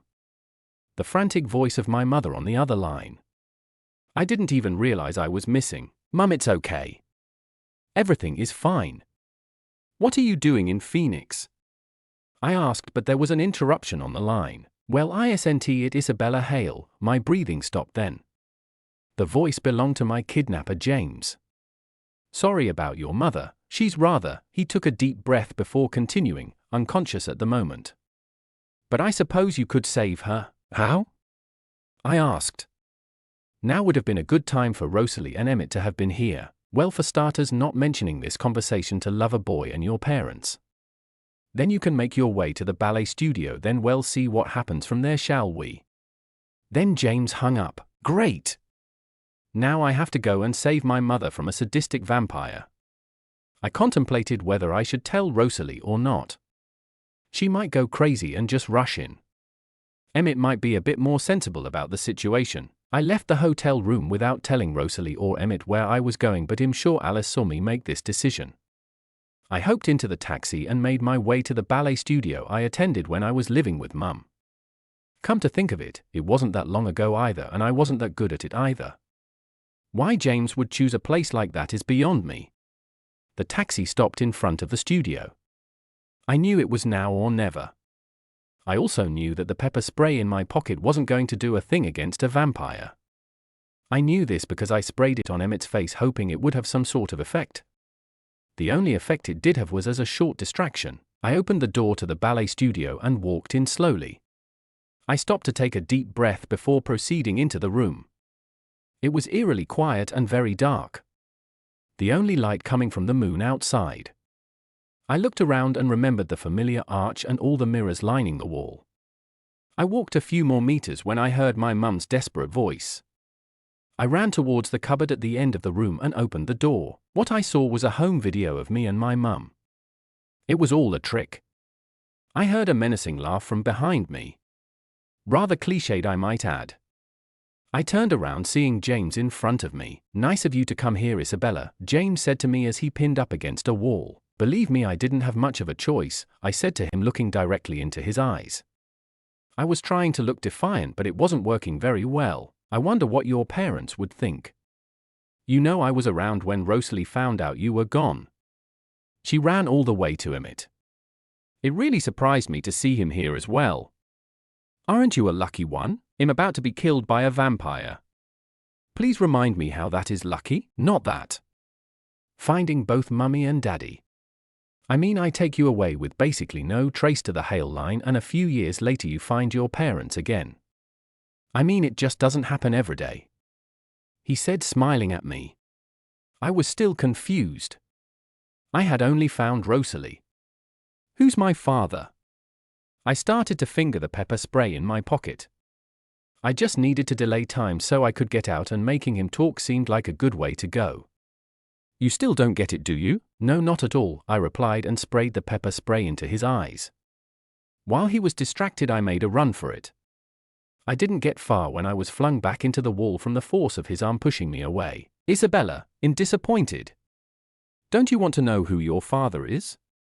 I looked up at James, slightly cringing away. "Bella, I am your father," James said with a smirk on his face. "Bella, I am your father," James said with a smirk.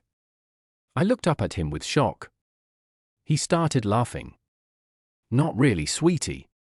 I just got that line from a movie and thought it would be a good idea to use it on you." "Well, that's a good thing," I said quietly. "But on a serious note though, you already know your father." He sat cross-legged in front of me like it was some sort of casual chat.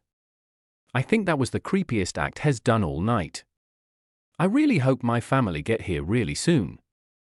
You see, after I took you away to the rainy town of Forks, I came back to see your mother and incidentally you father as well. Look, I really don't have all day. Get to the damn point," I said to him. I really should have delayed him rather than told him to speed up. James stood up from where he was sitting and looked towards the door, then back at me. "Fine then. Just like your damn mother," he mumbled underneath his breath. "Emmett is your father. I'm surprised Rosalie hasn't told you that, and yet all this time you and him have been getting along quite well too. It's a shame he doesn't remember. It wasn't exactly a bear that had attacked him so many years ago. I sort of angered the beast and Emmett just happened to be nearby, and then Rosalie turned up. She knew full well who he was too. Took him back to her family and changed him. I think he knew who she was as well. They both knew but never said anything about it. Rosalie still has strong memories of it. But somewhere along the line Emmett has a few human memories that involve Rosalie and even fewer of you. Isn't that right, Emmett?" James said, turning his head towards the door. James roughly grabbed me by the arm, lifting me up off the floor. I had never seen Emmett look so angry in his entire life. "Let her go," he said with so much hate that I did not think was possible for Emmett. "I don't think so, Daddy," James replied back. He grabbed my wrist, pulled my sleeve up and bit into my wrist. I screamed out in pain as I felt like I was on fire. I was flung to the ground as Emmett charged into James with force. My head started throbbing from the force of my head hitting the ground. but that was the least of my problems as I felt the venom spreading from my wrist up my arm slowly. It seemed like a lifetime before I saw Rosalie appear there. I didn't even know she had arrived. Edward was on the other side of me. I must have blacked out somewhere along the line. I heard the voices of Alice and Jasper. "It's okay, Bella, we're here now," Mum said soothingly to me as she attempted to keep me calm. "Edward, she's lost a lot of blood. I don't want her to change." They were really determined to keep me human. "I've seen the change. She's going to become one of us," Alice said as a certainty. "I can't let that happen," Edward said quietly. Emmett, Jasper, and Alice were working on a fire and it looked like James was in the middle of it. "Edward, suck the venom out of her," Emmett suggested as he threw another block of timber in the fire. I shut my eyes from the intensity of the pain as it grew and moved further through my body. It felt like my heart was going at an unusually fast speed. I opened my eyes again and saw Edward put his lips to my arm. The pain was now slowly subsiding as Edward drank my blood and the venom from James. I lost consciousness after that. Later on I woke up in hospital, which one I would have no idea. I woke up with a throbbing headache and a very sore arm. I saw Carlisle at the end of my bed. "How are you, my dear?" he said to me as he looked at the chart at the end of my head. "Very sore." "Where am I?" I asked. "Forks Hospital. Everybody is outside waiting for you to wake up, you know. They've been here since early this morning. You lost your footings at our house and broke your arm and received a concussion," Carlisle said, giving me the cover story I would have to use for Charlie and Renee, who I assumed were already here. "Who would you like to see first?" Carlisle asked calmly. "Can I see Emmett first?" I asked quietly. Except Emmett came in loudly. "Woo! I got to see her first," Emmett screamed. "Oh. Emmett, I have a headache and you're in a hospital," I reminded him quietly. He made an "oh" sound and sat at the end of the bed. Carlisle left the room quietly, closing the door behind him. After a short silence I just had to ask Emmett, "Did you hear what James said?" Emmett was very quiet when I asked him the question. "Yes, I heard every single word. But it also makes a lot of sense as well. Hell, even Rosalie told me and I didn't believe her at all." "I'm sorry, Bella," Emmett said to me. "Did he really feel the need to apologize?" "He did nothing wrong. Don't be stupid, you don't need to apologize to me." "You've done nothing wrong," I said, taking his hand in mine and gave him a reassuring smile. He half-heartedly smiled back at me, but I could still see he was tortured by it. If I knew from the start, things may have turned out better. I could have been what I was supposed to be. "What you needed, you already are what I need. You have been from the start and I love you for it." I gave Emmett a good of a hug as I could, considering my situation. He seemed very happy that I wasn't angry with him. How could I be? After Emmett left, Rosalie came into the room next. "I'm glad to see you were okay," Rosalie started. She came over and gave me a brief hug and a kiss on my forehead. "But why did you have to go and do something stupid like that? I thought Charlie and Renee would have raised you better than that. Hell, you should have known that you could have came and talked to me if you were in danger." "No need to be a hero, Isabella." It went like that for the next half hour.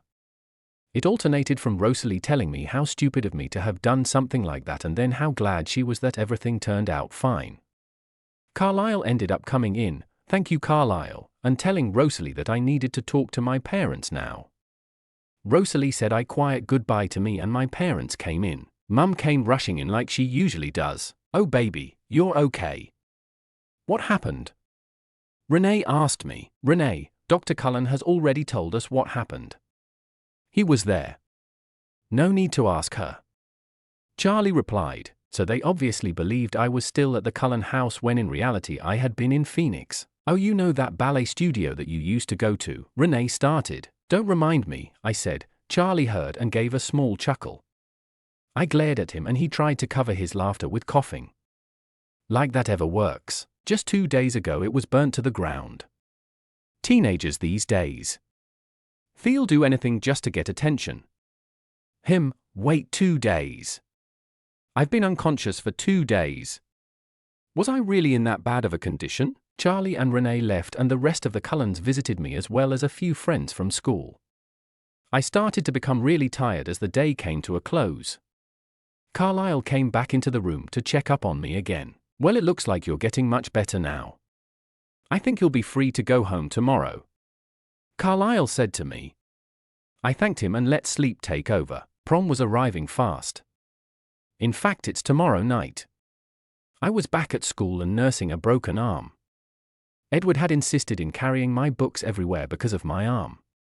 Today was one of those rare sunny days in Forks, which meant that my family were on a camping trip. If only the townsfolk of Forks knew why they weren't really here. I was walking towards my next class. Angela was away today due to an illness of some sort, so it was just me today. It was very quiet, especially for me. I'm used to my crazy family around me, but today was especially quiet. I continued walking down the hallway when none other than Mike Newton came up to me. He'd been avoiding me since the incident with Rosalie. I guess this newfound courage came when the Cullens went camping. I tried walking faster, but he just kept up easily. Damn it! Hey Bells, wait up, Mike called to me. It's Bella to you. What do you want? I tried to give off a warning with the bad tone of my voice. I stopped in front of my class. Well, I sort of wanted to know whether you wanted to go to prom with me. Mike asked me to prom. My jaw literally dropped to the ground. He was serious too. Mike, I'm going with Edward to the prom, I said after I picked up my jaw. What? What's so good about Cullen anyway? Mike yelled at me. Geez, has got quite a temper. Where to start? I started off with a dreamy look on my face. Edward, I mean that's already such a romantic name. Then there's how has such a gentleman, like opening doors for me and carrying my books. There's the way he smiles, oh and don't forget his hair. Has got great hair. The great sort of hair you could just run your fingers thr. I was cut off by Mike. I smiled up at him. Okay. I don't need the mushy details, Mike said childishly, covering up his ears with his hands. Wait, I haven't even gotten to the good part yet where he pulls me against his. I started just to annoy him. Okay, I get the picture, you're going with Cullen. Spare me the details, Mike said, walking away. I started laughing. So, how was that sentence going to end? I screamed when I heard Edward's voice right near my ear. I turned around to see an amused Edward. That damn smirk was there. I smiled back at him. This could be interesting. As I was saying, where he pulls me against his, I was interrupted again. What were you about to say, young lady? Rosalie scolded me. I thought they were camping. Chest. I was going to say chest and lulls me to sleep with his amazing voice. Geez, you lot have such a dirty mind, I said to Rosalie, rather annoyed. Emmett burst out laughing. Eddie would know all about that, Emmett said as he patted him on the back, forcefully causing Edward to lose his balance slightly. I thought you lot were camping? I asked them. I walked over to Edward and wrapped my arm around his waist, cuddling into his side as much as I could. It's overcast now. Couldn't leave you here alone. Besides, I wanted to see how you would handle Mike in person. Although I really wanted to know what you were going to say, Alice said in reply. You're psychic. You would have seen it, I said to her. Alice replied with a smirk of her own and looked to Edward, who had a disapproving look on his face. In part Rosalie and Emmett. What else would you expect? I wouldn't have you any other way, he replied as he pressed his lips to his hair. I blushed slightly as he said this. Oh, he's such a romantic. I forgot to mention this to Mike as well. Then the bell rang and I walked into my English class, leaving the Cullens to go to whatever class they usually did. School ended quicker than I thought. I headed towards my truck to get home and start my homework and assignments that have recently been piling up. I was stopped by Rosalie and Alice. Where do you think you're going? Rosalie had asked me with excitement in her eyes. Alice, though, always looked excited. Home to start some school work. I replied to them slowly. Have I forgotten to do something wrong? Come on. We're going shopping. Rosalie spun me around and gave Edward my keys and my school bag before I was forced into Rosalie's red BMW. I've already spoken to Charlie and he said he doesn't mind, but he also, though we were going to Port Angeles, which is a lie. We're going to Seattle. That's a bit far away just for shopping, isn't it? I asked them as Rosalie sped out of the Forks High School car park. Nope, Alice replied, popping the pea. Besides, you need to look fabulous tomorrow night for the prom and for Edward, of course. I sighed and leaned back into the seats of the car. Considering we were going at Rosalie's speed limit, which there is none, we arrived in Seattle in record time. We hopped out of the car and toward one of the many dress stores. I honestly think that we spent hours upon hours shopping, but looking at the clock on my phone, it was only 2 and this was the 3rd store we were in. Rosalie, I heard Alice scream, I found the perfect dress for Bella. I came over to have a look at it. I had to admit it was a beautiful floor-length dark blue dress that had diamonds at the front, top half and tied up at the back. Rosalie and Alice bought their dresses and shoes and necessary accessories to go with our dresses. We spent a long time there and I didn't get home until later on in the evening. They dropped me off at the front of the house and told me they would bring my dress so they could get me ready for tomorrow night. I walked inside the door and yelled out to Charlie, who was in the living room. "In here, Bells," yelled Charlie. I proceeded into the living room and both Billy and who looked like Jake was sitting there with Charlie. Billy gave me a strange look which I didn't quite understand, but he quickly composed himself before Charlie noticed him. "Bella, you remember Billy and you've already met his son Jacob," Charlie said half-heartedly whilst watching some game on the television. "Bella," Jacob said to me. "No, I remember now," I replied back to him. "I'm just going to head up to bed now. School and prom to get ready for." Night. As I ascended the stairs towards my bedroom, I couldn't help but think about the strange look that Billy had given me. It was a rather suspicious look, the sort that tells you that he knows I'm hiding something. I didn't think too much about it as I did my usual rituals before heading to bed. Edward was out hunting tonight, so I would have to spend the night alone and wait to see him tomorrow. Bella's POV. I woke up at the usual time to my alarm clock beeping that oh so annoying beep. I preferred being woken up by Edward in the morning. I got ready and did my morning rituals of brushing my teeth and doing my hair, as well as choosing my own outfit for the day. I decided on my long black jeans and my long-sleeved dark green shirt since it was a bit cool outside. I walked into the kitchen and quickly got myself breakfast, eating it quickly. I heard a knock at the front door. I went and opened the front door while grabbing my school backpack on the way. Edward was waiting there looking as handsome as usual.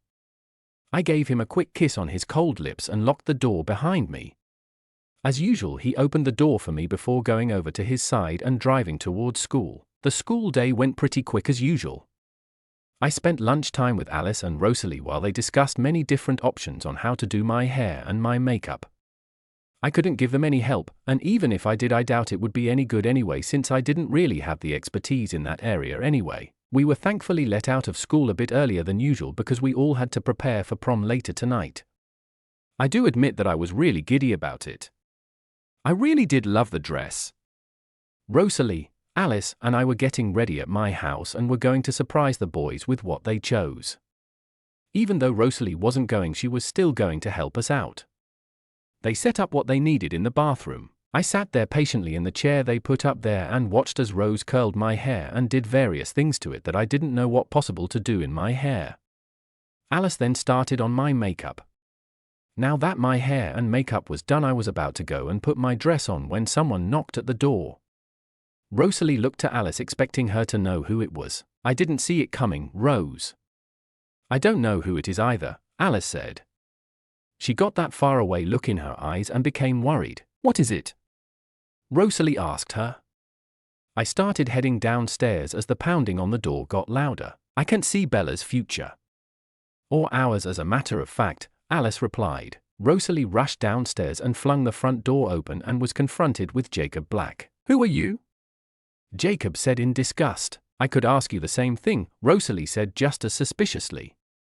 She also looked like she smelt something really off, but I couldn't smell anything out of the ordinary. "Where's Bella?" Jacob asked worriedly. "I'm right here, Jacob," I was treading carefully.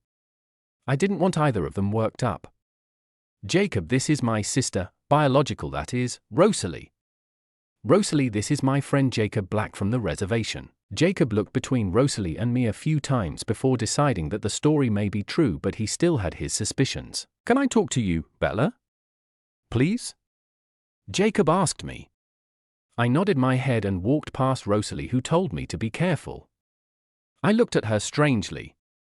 I was confused by what she said, but I would get it out of her when I go back inside.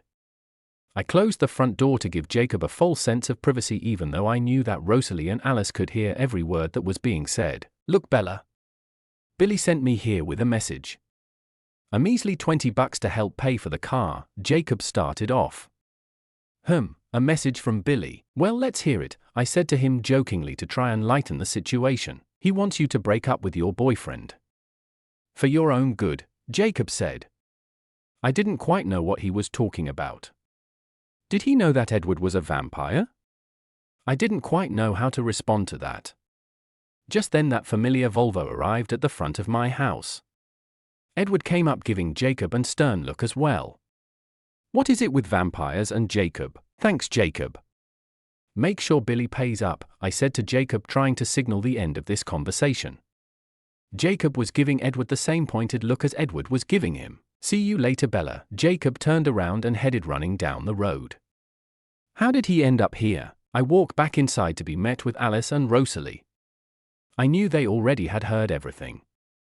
I just didn't know what they were going to say. Geez, he stinks! Alice exclaimed loudly. I could smell him from upstairs. I thought he smelled fine, I said, unsure of myself. Stay away from him, Bella, Rosalie said to me sternly. I gave her a disbelieving look. Mum, Jacob and I have been friends since I was 5 years old. He's basically my best friend. You can't ask me to stay away from him just because he smells bad to you. Okay, shut up you two. The boys will be here soon and Bella still isn't ready. Come on, Alice said whilst grabbing my arm and pulling me up the stairs. I put on my dress and with a little bit of help from Rosalie made it look perfect. I looked in the mirror in my room and didn't believe what I saw. I'll admit I did look beautiful. I smiled to myself as Alice came dancing into the room. I gave her a hug and thanked her. I also gave Rosalie a hug as well. I heard a knock downstairs and Rosalie went to answer it. Where's my little girl? Emmett yelled up the stairs. His booming voice was shortly replaced with a thump, which I could only assume was Rosalie giving him a thump on the back of the head. Stay down here. They'll be coming down the stairs shortly, Rosalie said to the boys. Alice descended first in her dress and was met by Jasper, who gave her a loving kiss and of course commented on how beautiful she looked. He was dressed in a suit with a tie that matched Alice's dress. I slowly rounded the corner and made my way down the stairs. I heard a sharp intake of breath and chanced to look at Edward, who looked very handsome in his tuxedo. I stopped at the bottom of the stairs and he offered me his arm. I gladly took it, smiling happily up at him. Charlie rounded the corner and looked at me. I swear I almost saw tears in his eyes.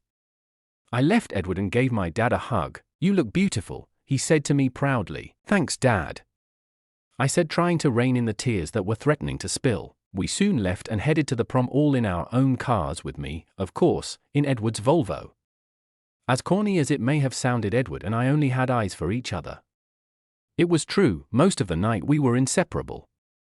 Just ask Mike, as he tried to get me away for a slow dance at every opportunity, but Edward wouldn't have it.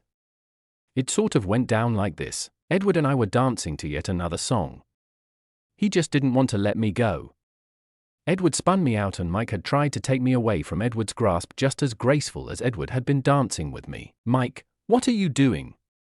I laughed at him because of his very poor attempt at gaining a dance with me, and his lack of, I suppose, gracefulness. Edward had by then come closer to me and wrapped his hands protectively around my waist, but Mike still hadn't let go. I gave him a pointed look, but he still didn't move. I want to dance with you, he replied. In dancing with the ever so talented Edward, I replied. Come on please, Bella, he started to beg. I looked towards Edward, asking him what I should do. He knew how bad I danced. I only could dance with him because I was standing on his feet. Sad as that may be, it was true and I couldn't care less. Edward gave me a smug smile and nodded. Looks like it's a yes then, Mike, I said to him. His face lit up like it was Christmas morning. Edward walked back to the side of the dance floor where Jasper and Alice were sitting. From what I could see, they were looking strangely at Edward. Obviously, Alice hadn't seen this decision happen. Edward just rolled his eyes. I took my position with Mike, my hand in his sweaty hand and his arm a bit too low on my back. I put my good arm around and lifted it higher up. He smiled sheepishly at me. It just had to be one of the slow songs that had to play. He started to sway to the music and I started to accidentally stand on his feet with my heels. Ouch! He said every time I stood on his feet. But he still didn't give up. So I did the only rational thing I could think of. Accidentally knee him when he attempted to dip me. Luckily Edward was there when Mike almost dropped me. Well, hello there, handsome. What brings you here? I asked Edward playfully as he started twirling me around. I had a quick look around and saw a lot of people saw the exchange between Mike and I. I guess that is going in the school magazine for most memorable moments. I just had to save a damsel in distress, he replied smugly. I was now slow dancing with Edward outside in the rotunda. There had been a lot on my mind about me changing to become a vampire. Even though I have had this argument with Edward and Rose, I still felt the need to become one of them. I wanted to be able to spend eternity with Edward and my newly found parents Rosalie and Emmett. What are you thinking about? Edward whispered in my ear. I hesitated for a moment. I knew this would start something and I was rather enjoying the night so far. My change, I stated simply. As expected, I heard a sigh from Edward. You don't know what you're getting yourself into, Bella. That may be so, but I do know that I want to spend eternity with you and my parents. That I am certain of. I said finally to him. It's September 13th, 2007. I've always seen it as a particularly horrible day. I mean, something is bound to go wrong. There was that year when Charlie and Renee attempted to do a birthday party and the curtains were set on fire. Or the year that I got a knife cut when cutting my birthday cake because one of my friends wanted to get a closer look. That ended in a trip to the emergency room with Charlie. It ended up being a small cut and only needed a band-aid. But being first-time parents, I suppose everything is over-dramatic, and because of that reason my parties are over-dramatic and I hate them. Hate is probably not the right adjective to use, but it will do for now. I've tried to tell as little people as possible. But it fails every single time. So Alice, Rosalie, and Emmett are planning a birthday party for my 18th. I only begrudgingly agreed because Alice didn't see anything bad happening, and Rosalie used the excuse I haven't celebrated a birthday with you since you were 4. So I had to agree just for Mum and Dad. I guess it's time I actually get out of bed now. There's no such thing as a day off on my birthday. Never had that privilege like some other people at school I know. There was a soft knock at my door. Come in, I said to them. Who is most likely Dad, since we live together, I suppose. Happy birthday, he said to me. I can't believe you're 18 already. Where did all that time go? 18 is still pretty young, you know, Dad. I thought I told you no presents. I replied to Dad, well, mine is not wrapped, so of course it doesn't count. He handed me a small digital camera. And this one is from your mum. He handed me a wrapped present. Thanks, Dad. It's pretty cool. I opened up the present from Mum. You coordinated? I asked with a small smile while looking at the scrapbook my mum had given me. She coordinated me actually. It's so you can record your final year at high school. Hello. I heard yell up the stairs. It was Rose obviously announcing her presence. Dad, Charlie, decided to just give her a key to the house since she always seemed to be here almost as much as Edward. Which I think he was silently glad, since he didn't want Edward and I doing any sort of funny business, as he put it. Still in bed. Bella, you have school. Hurry up and get ready. I just rolled my eyes at her. Hi, Charlie. How are you? Rose asked him politely as I gathered my things to get ready for school. I tuned them out. Rose wants to stay in his good books considering he did raise me, and she is grateful. But I also think that Rosalie doesn't like the fact that he has no idea what our relationship really is. I was ready to go and headed downstairs. I heard the tail end of their conversation, so I was wondering if I could have Bella tonight for our own celebration.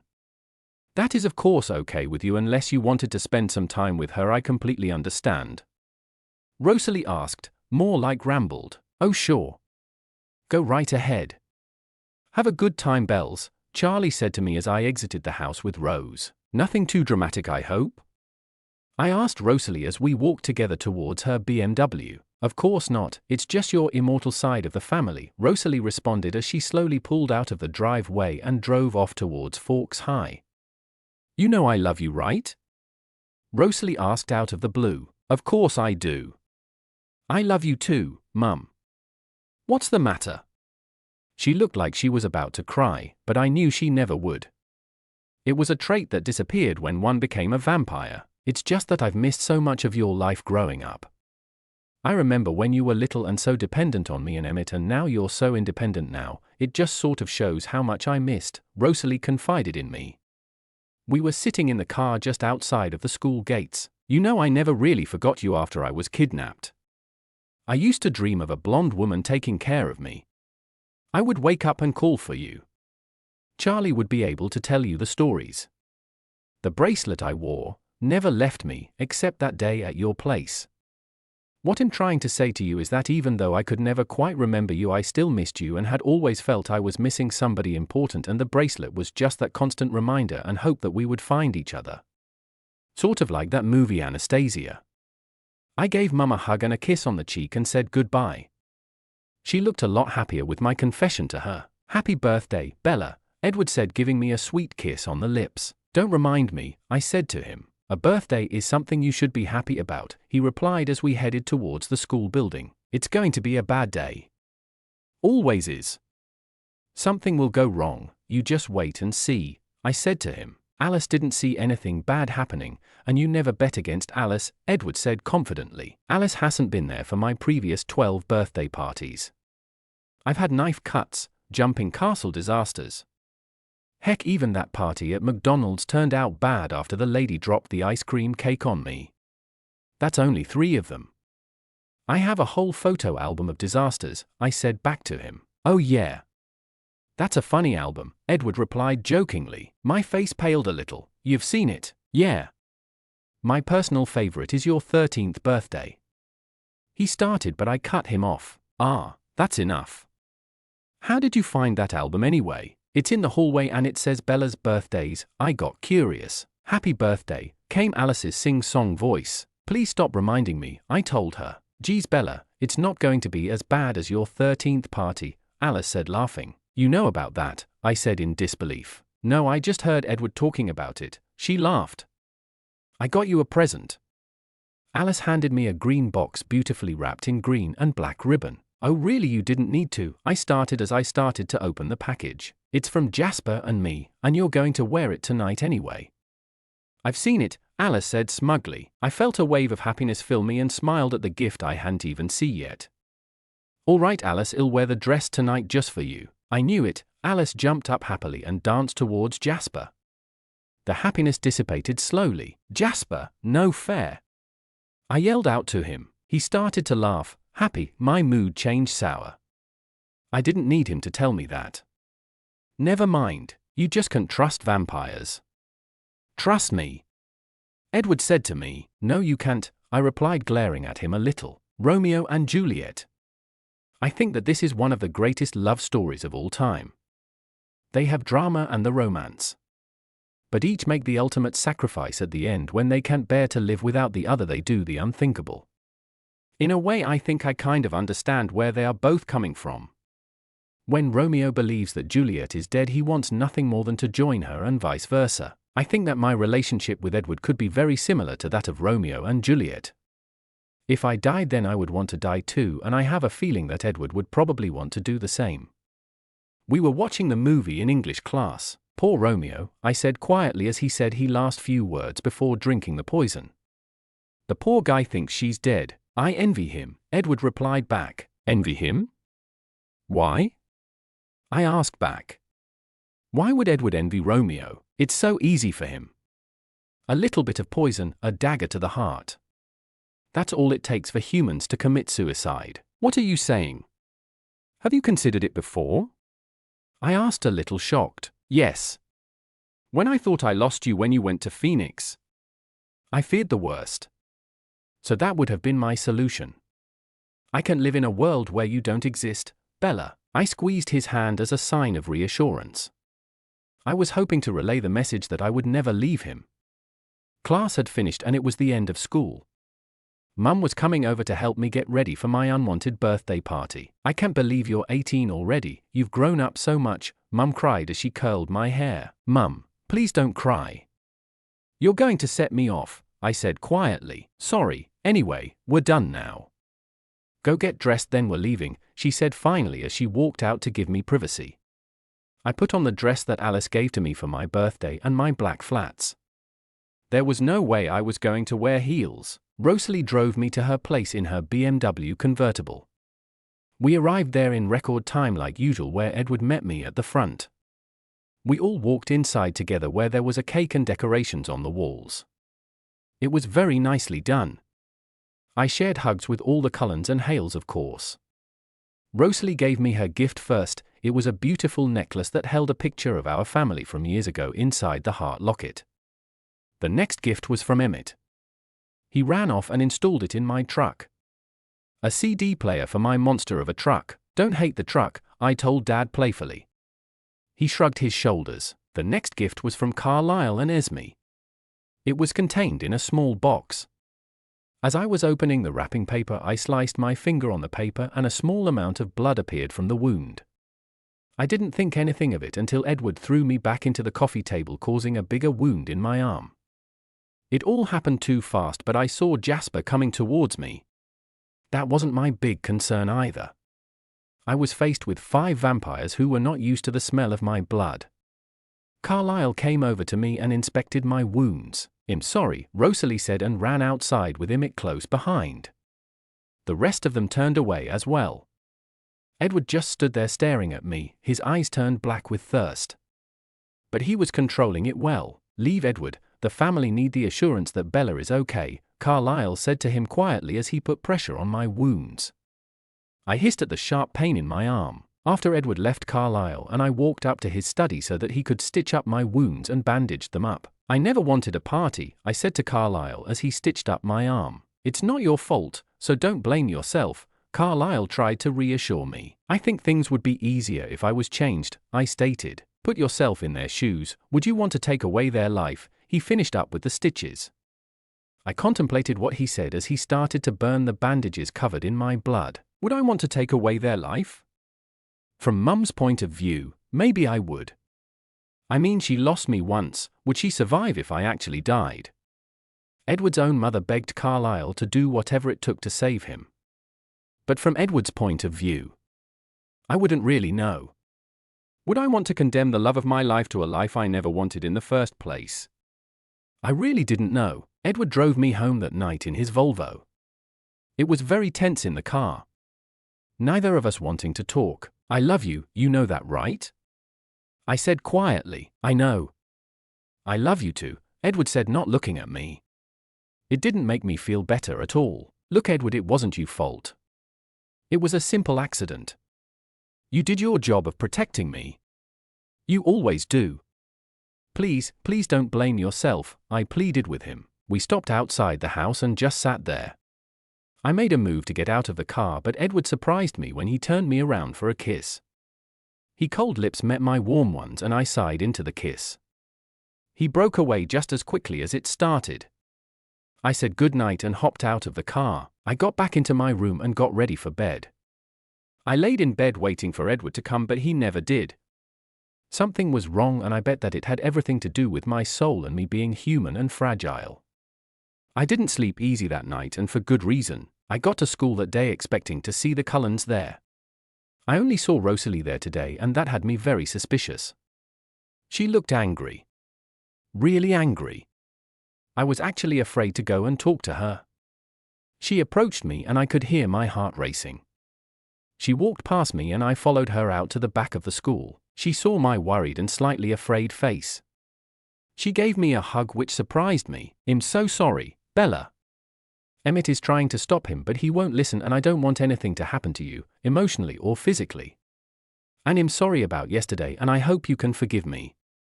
Mum said in one big rush. I forgive you. What do you mean Dad is trying to stop him? I asked her, confused. I had an idea, but I didn't want to really hear it. He hasn't told you yet. Oh my, I don't know what to say. Come on. Let's go home and you talk to him. He might listen to you and change his mind.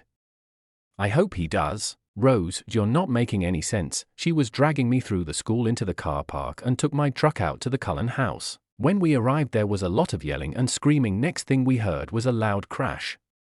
I ran inside and saw that Dad had thrown Edward through a wall. Dad! I yelled out at him. I ran over to Edward and he had a murderous look in his eyes. Renesmee looked relieved that they had finally stopped. What is going on? I said to all of them. Renesmee and Alice looked like they were going to cry. Edward, please think about this fully, Renesmee said. I screamed out in frustration. Edward, I indicated for him to go outside with me. Neither of us said anything until he felt we were truly alone. What's going on? I'm sorry, Bella.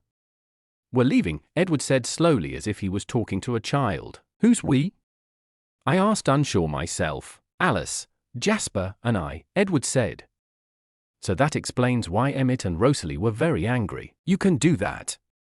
I screamed at him. No, don't, you just can't. I'm sorry, you'll still have your parents with you, but I want the rest of you here as well. Why, Edward? I could feel the tears threatening to fall. We're dangerous. You still have no idea how dangerous we are. It's better if we leave. Goodbye, Bella. Edward kissed my forehead and vanished. Edward! Edward, come back. I stupidly took off after him and into the woods. I kept walking and walking. I had no idea where I was going, but I didn't care. I wanted to convince him to stay. I make him stay. Not just for my sake, but for everyone else's sake as well. It had been hours and night had finally fallen. I finally fell from exhaustion and laid down, finally crying. The next thing I know, I'm being carried and I could hear voices of people and flashes of light. Charlie! I heard someone yell. I'm pretty sure it was Jacob. What was he doing here? I heard someone coming towards me and felt myself being moved into the arms of someone else. I didn't really care who it was. I had just given up. Dad, I said, unsure of myself. I wasn't really sure which one I meant. Yeah, I'm here, sweetheart. Charlie, it was that spoke to me. He placed me down on the couch and I cuddled into him and cried into his chest. He wasn't really used to this sort of thing and I could tell. But I needed someone. He stroked my hair softly and whispered that things would be okay. I didn't think they would be, but it gave him comfort to know that. I fell asleep shortly after. I woke up to someone yelling downstairs. Rosalie, calm down, I heard Charlie say to Rosalie. I scoffed at that. Good luck with that. Do you know how mad I am at Edward right now? Look what he did to her. I'm disowning him as my brother. He's lucky Emmett is going after him. If it was me, I would be ripping him apart and making him beg for forgiveness. That stupid fool, Rosalie. Charlie scolded. Sorry, look, I know exactly how you feel. Believe me, but this is not the way to handle heartbreak, and I know. You should go up to her, she may need a sister right now. I stayed in bed and didn't bother turning around to meet Mum. I was too depressed to even bother. Rosalie hopped in the bed with me and wrapped her arms around me. I couldn't help it. I started to cry again. He left me, Mum. He said it was too dangerous. Alice and Jasper left with him, didn't they? I asked her quietly. Yeah, I'm sorry. They didn't do it willingly. But I stayed, and Emmett is looking for him right now. Why did Alice and Jasper have to leave though? My best friend had deserted me as well. I felt like nobody wanted me around. I know it sounded stupid because Carlisle, Renesmee, Rose and Emmett had stayed behind. She left because Jasper felt terrible about what happened. They left to try and clear things up a little. But Alice said she'll be back, and you never bet against Alice. And Edward? I asked her quietly. I already knew the answer, but I still felt the need to ask. I don't know, sweetheart. Rose kissed my temple lightly. He will come back. He'd be stupid if he didn't. Very stupid. Rosalie POV. Many months had passed. Emmett had gone looking for Edward, but did not succeed in bringing him back. The hope I had seen in Bella's eyes had quickly vanished, and I feared I would never see that kind of hope again. Emmett and I had tried many times to try and bring her around, but it all failed. She started to not eat as much anymore and slept on the couch in the living room of Charlie's house more than her own bedroom. I know that she didn't talk or even acknowledge any of her friends at school and mostly sat by herself just staring at the window. Charlie, Emmett, and I were at a complete loss as to what to do. Emmett and I kept an eye on her when Charlie couldn't, which we found was most of the time. But Bella knew and let her temper go when she confronted us about it. We ended up keeping our distance, hoping to please her just that little bit more. Carlisle and Esme weren't taking this well either. Since they had lost 3 of their children and with Bella's depression everything was starting to get quiet. Carlisle wasn't as happy when he went to work and rumors about a failing marriage had started to circulate around town. Esme was still too miserable to even try and convince the people of Forks that everything was fine. It also did not help Carlisle and Esme that Bella was avoiding the house like it was the plague. So as a result she barely visited them much. Alice and Jasper were still away recuperating and were a few weeks away from returning, but she kept in contact often.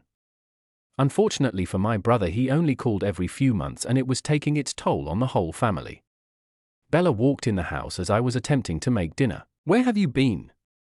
I asked her when she walked into the kitchen slumping in one of the chairs. "I've been out," was her reply. She said very little these days. "With Jacob?" I asked. I knew she had been hanging out with him more and more. I don't like the kid because of what he is, but he's helping her slightly and that's part of the reason why I let it continue. "Yes, with Jacob. We went for a drive," she said it like it was obvious. But we weren't able to keep an eye on her in that territory. And it frustrated me and Emmett. "You smell like you're fixing a vehicle," I commented. She diverted her eyes from mine. I sighed. I served up food and Charlie arrived home. I excused myself saying I've already eaten and left Charlie and Bella alone. Charlie POV. I've been very grateful for both Rosalie and Emmett. Rosalie is certainly a handful, especially when it comes to Edward. When we had found her out in the woods, I have never seen someone so angry at another person. But I couldn't blame her for what she felt. I felt the same way too. I tried to stay strong and keep my emotions in check for hope that Bella, but I couldn't help but worry about her. When I had carried her inside, it had shocked me a little when she curled into me and cried. She had never done that sort of thing before, so I knew that it must have been bad. When she had finally fallen asleep, she had started sleep talking. At first it was mumbling such as "Edward, don't leave me," or "I'm sorry." But after a while her dreams started to get worse as the days went past. One night I was sleeping in my room. Rosalie and Emmett said they had to go home to Carlisle and Esme for a while.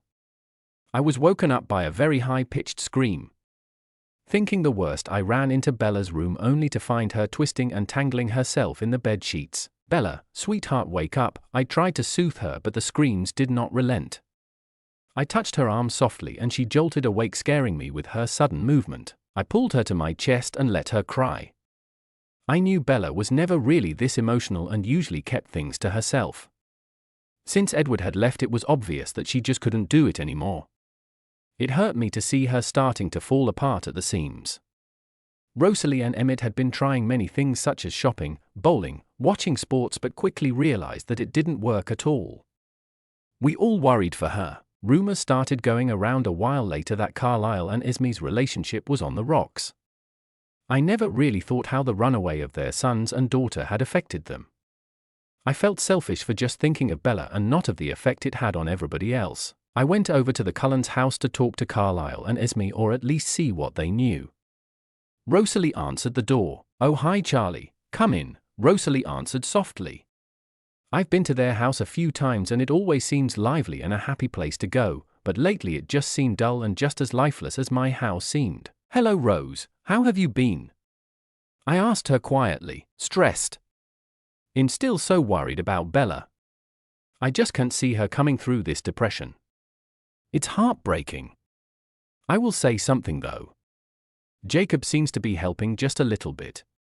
But it won't last long, Rose confided in me. "She's still having nightmares?" I nodded in agreement as we made our way to the kitchen. Esme and Carlisle were there.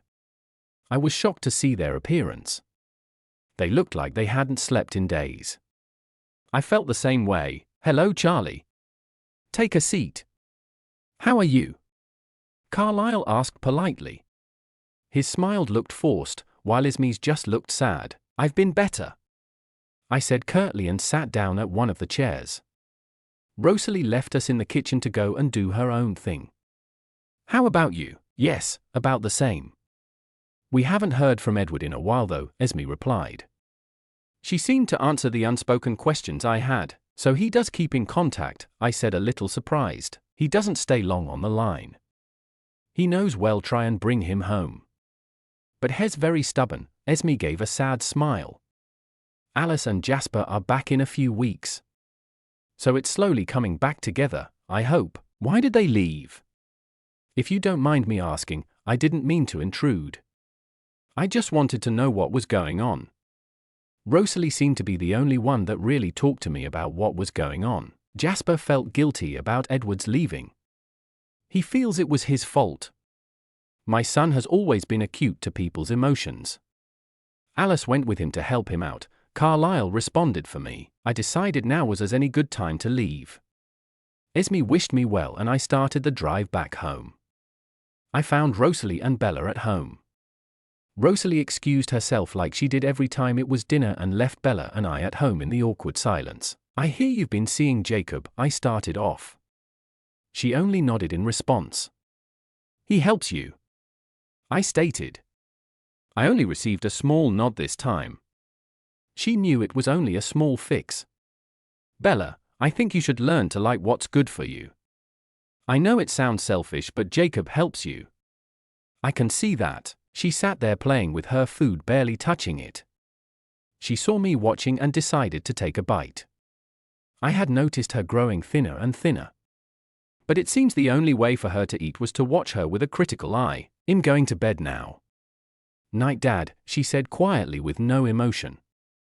She put her plate in the sink and headed off to bed. I knew it was going to be a long night. I told Bella the news that Alice was only 3 weeks away from coming back. It was the first time that I had seen any real emotions from Bella. She was actually looking forward for Alice to return. She couldn't wait to see her best friend again. Bella, do you see any of your friends from school? The thought had never really occurred to me. Bella stumbled a little. Yeah, I do. I'm going with Jessica this weekend for shopping. I raised an eyebrow at her. You hate shopping, I said cynically. I need a girls' night out, she paused, with friends, and not family. I was hurt a little. But I suppose from one point of view she was right. I nodded my agreement. You better make those calls then. I know you haven't spoken to Jessica for a while. I overheard the conversation between Jessica and Bella. Jessica was obviously surprised by Bella's sudden call. They organized to go to a movie and then shopping, but I can imagine how that was going to go down, and Jessica wasn't going to be a happy camper by the end of Saturday evening. On Saturday, Bella had made me promise that none of them were allowed to follow her. She knew that we followed almost every move she made. I reluctantly agreed after Emmett had said it was a good idea. What if something happens? You know how she attracts danger like a magnet, I was saying to Emmett, who was watching a game on TV. We were at Charlie's house since Charlie was out at work. Rose, I'm pretty sure she can handle herself well. It's not like she would intentionally do something crazy, Emmett half laughed. A few hours had passed and we heard a car pull up in the driveway. Bella said goodbye to Jessica and she came walking up the stairs. It was only 10 at night, so she wasn't late.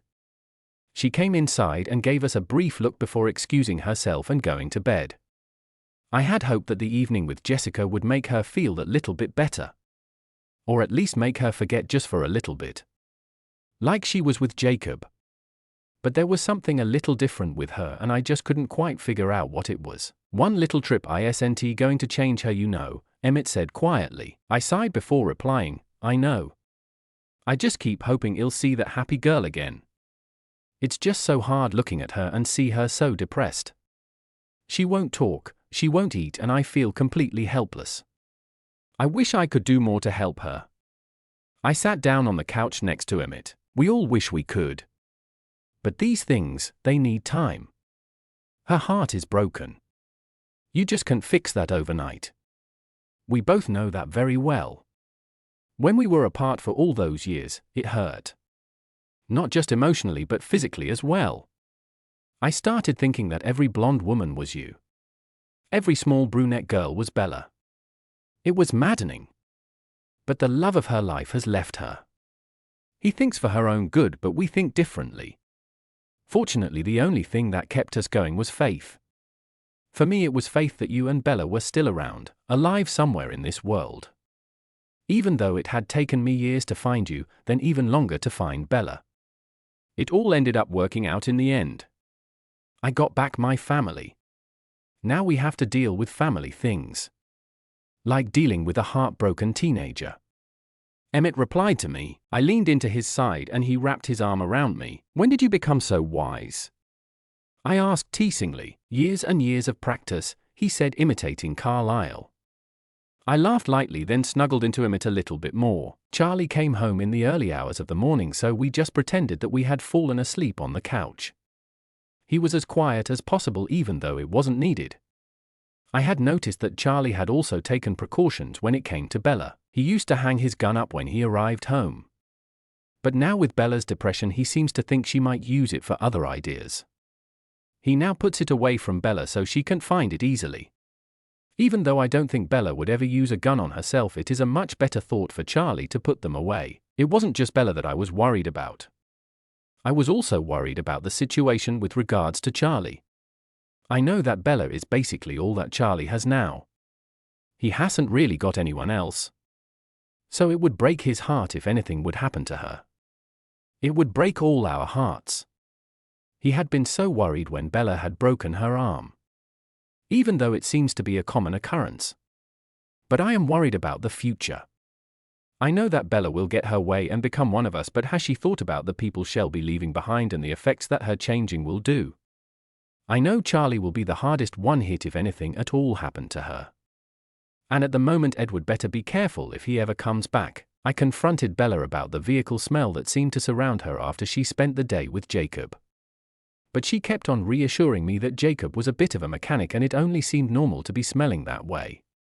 She spent a lot of time over at the reservation. Even though I didn't like it one bit, it was good that she had some sort of connection with someone else. I knew for a fact that she was only a friend of Jacob's, but he always wanted to be more than a friend. That worried me a lot. I heard Bella's truck pull into the driveway. I heard the slam of one door and then the slamming of another. She must have brought Jacob with her. "I'm okay, Jacob." "Stop fussing," Bella complained. "I wonder what that's about." "It's not okay, Bella." "You've hit your head, how is that okay?" Jacob asked, frustrated. By now they were inside the house. I could smell Bella's dry blood and saw it staining her face. I gave her a pointed look and then Jacob. Jacob unfortunately hadn't warmed to me and was continually making stupid blonde jokes. He believes that I am Bella's older sister like everyone else does in town. He's going to get a shock when he realizes the truth. Jacob stood there a little awkwardly.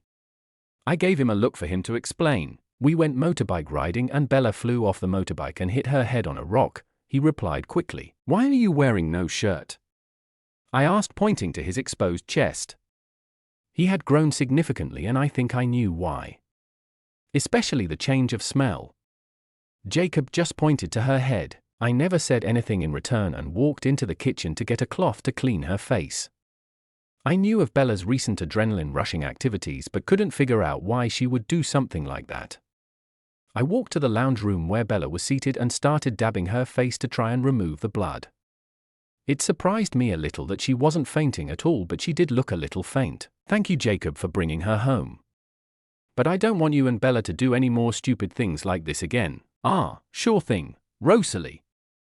I'll just head home now," Jacob said, and Bella nodded towards him to let him go. There was a tense silence between Bella and I. It was unusual. Once I thought the blood was cleared up enough, I moved some of her hair out of the way. She flinched a little from the pain. "It's just a small cut. It will heal. You won't need stitches," which is a positive. Bella still sat there without saying a word. I knew the only way to figure what was going on was to just ask her. But there was also the possibility that she would take it the wrong way. She was still a teenager after all. "Bella, why are you doing this?" I asked her quietly. We were alone in the house at this stage. Emmett was out hunting and Charlie was at work. 'Cause it's fun, Bella half-heartedly tried. I scoffed at her. I know you attract danger. You don't go looking for it. There must be a reason for you wanting to put yourself in danger intentionally. Fine, I see Edward. Okay. Every time I do something crazy or reckless, Hes there telling me it's stupid and not to do it. It's the only way I can see him. She got up off the couch and ran up the stairs, stumbling on her way up. She was seeing things. Not just things, Edward. He left her more broken than what I first thought. I didn't know what to really make of the situation. I could understand why she would have wanted to do it. But it could start becoming addictive and it will end badly.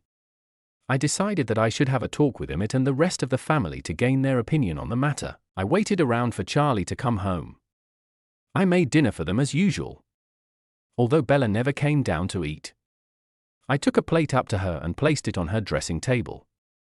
She was awake but facing away from me on her bed. I've got some dinner for you. Please eat something, I said quietly to her. Bella never responded to me. I left the room quietly, shutting the door behind me. Emmett and Charlie arrived home. I waited for them in the kitchen. The table was already set up for Charlie. We said our greetings. I figured now would be a good time to tell them the news that I had found out today. I was worried about Bella, but then I didn't want them to wrap her in bubble wrap and make sure she never did anything at all.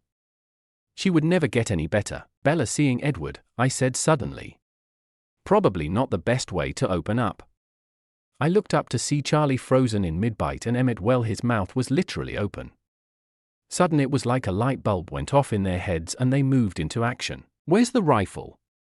Charlie said, getting up from the seat. Whoa. I didn't mean she's seeing him again. I meant I stopped there. How was the best way to explain this? I meant that she's doing reckless activities and as a result of said activities she thinks she's seeing Edward. There was silence around the small kitchen. Charlie sat back down. Both him and Emmett looked deep in thought. I didn't know what to do about it, so I was hoping that they knew. As parents to her, even if Charlie thinks we're not, we had to do something. We can't stop her from going out. Jacob has helped her a lot, even if he is helping her with dangerous activities. Charlie grunted. I never said anything about Jacob, I stated. I only mentioned that she was doing reckless things. You didn't have to. She hangs out with Jacob a lot. It's only logical that it's him. Although Bella is quite persuasive, so Jacob isn't really solely to blame, Charlie replied. It did make sense. Emmett had been quiet throughout the exchange. What do you think, Emmett? I asked him. He looked up from the table finally. I think she really loved him. It was not just a crush. The only way this could be fixed is if Edward came back. The chances of that is very slim, Emmett sighed. I knew that it was true. We had all seen the way that they looked at each other and the way that they acted. It was the same as when I was with Emmett. The same went for Carlisle and Renesmee as well as Alice and Jasper. Our family knew that Edward would not come back.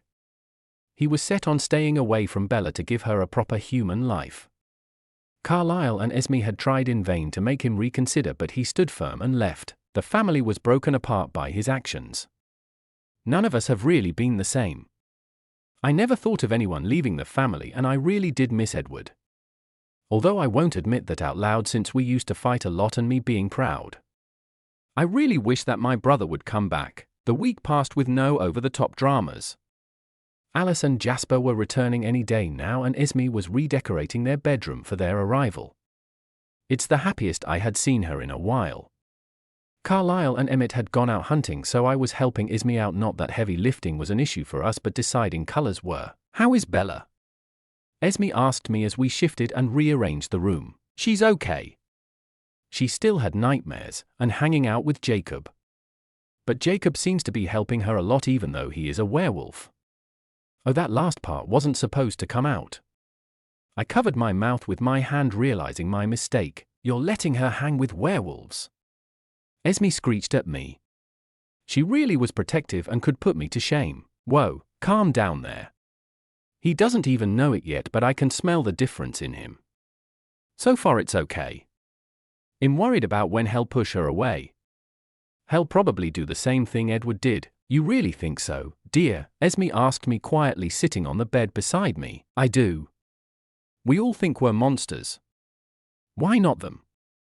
We're both dangers to humans and something that isn't supposed to be real. It only makes sense for us to push them away. That's what makes this so hard. I understand Edward's decision as a vampire, but as a mother I hate him so much for it. I understand, Rose. I really do. I believe that things will work out in the end. It's just going to be a very hard time, but it will make us stronger and wiser in the future. Thanks, Esme. I gave her a hug, which really surprised her since it was out of character for me. We heard Bella's truck make its way up our driveway. Esme was excited and ran downstairs to greet her at the door. Bella still looked sick. It was even thinner and more pale than usual. It worried me a lot. But I still tried my hardest to look after her. Bella saw Esme standing there and gave her a small smile. Bella hugged her, seeking comfort and love that Esme always had. Bella looked up at me. I knew that something else had happened. She didn't need to say anything. Esme kissed Bella's forehead and walked away silently to give us a moment. Bella came up and hugged me. She had rarely come near me since Edward had left, choosing to distance herself from everyone. Is there something wrong with me? Bella asked quietly as we sat on the sofa together. There was some cooking show playing on TV, but neither of us were watching it. Of course not, sweetie. You're absolutely perfect. Why would you say something like that? I replied softly. Jacob has been avoiding me. He hasn't returned my calls, and I went to his house and Billy told me he had mono. That's another person who's left me. It's not you. It's really them, Bella. I don't know what's wrong with Jacob. I did know why Jacob was avoiding her, but they all seem to think that it's a way of protecting us. I remember when Emmett felt he wasn't worthy enough for me. This was before you were born. He thought because he wasn't rich that he didn't deserve me. He started to become distant and wasn't fully himself for a while. I basically had to show him he was worthy of my love. I won't go into details about that. I don't think you want to know how you were conceived. Ew, Mum. Bella laughed. It was good to hear her laugh after so long. So what you're saying is that I have to show Jacob he can still be my friend no matter what. Yes, it may take a while, but he'll come around eventually. Thanks, Mum. I'm going to head home now. I might cook some dinner for Charlie. Bella left quickly and headed home. Esme came around again and sat next to me on the couch. Boys will be arriving shortly. As well as Alice and Jasper, Esme said to me quietly. That's good. Bella should be happy about that. She's missed Alice a lot, so have I and Jasper, of course. You were right about Jacob, I know. I wish I wasn't. But she doesn't need to know about the werewolf part. She attracts all the normal people, doesn't she? I said sarcastically. Take Alice with you tonight to see Bella.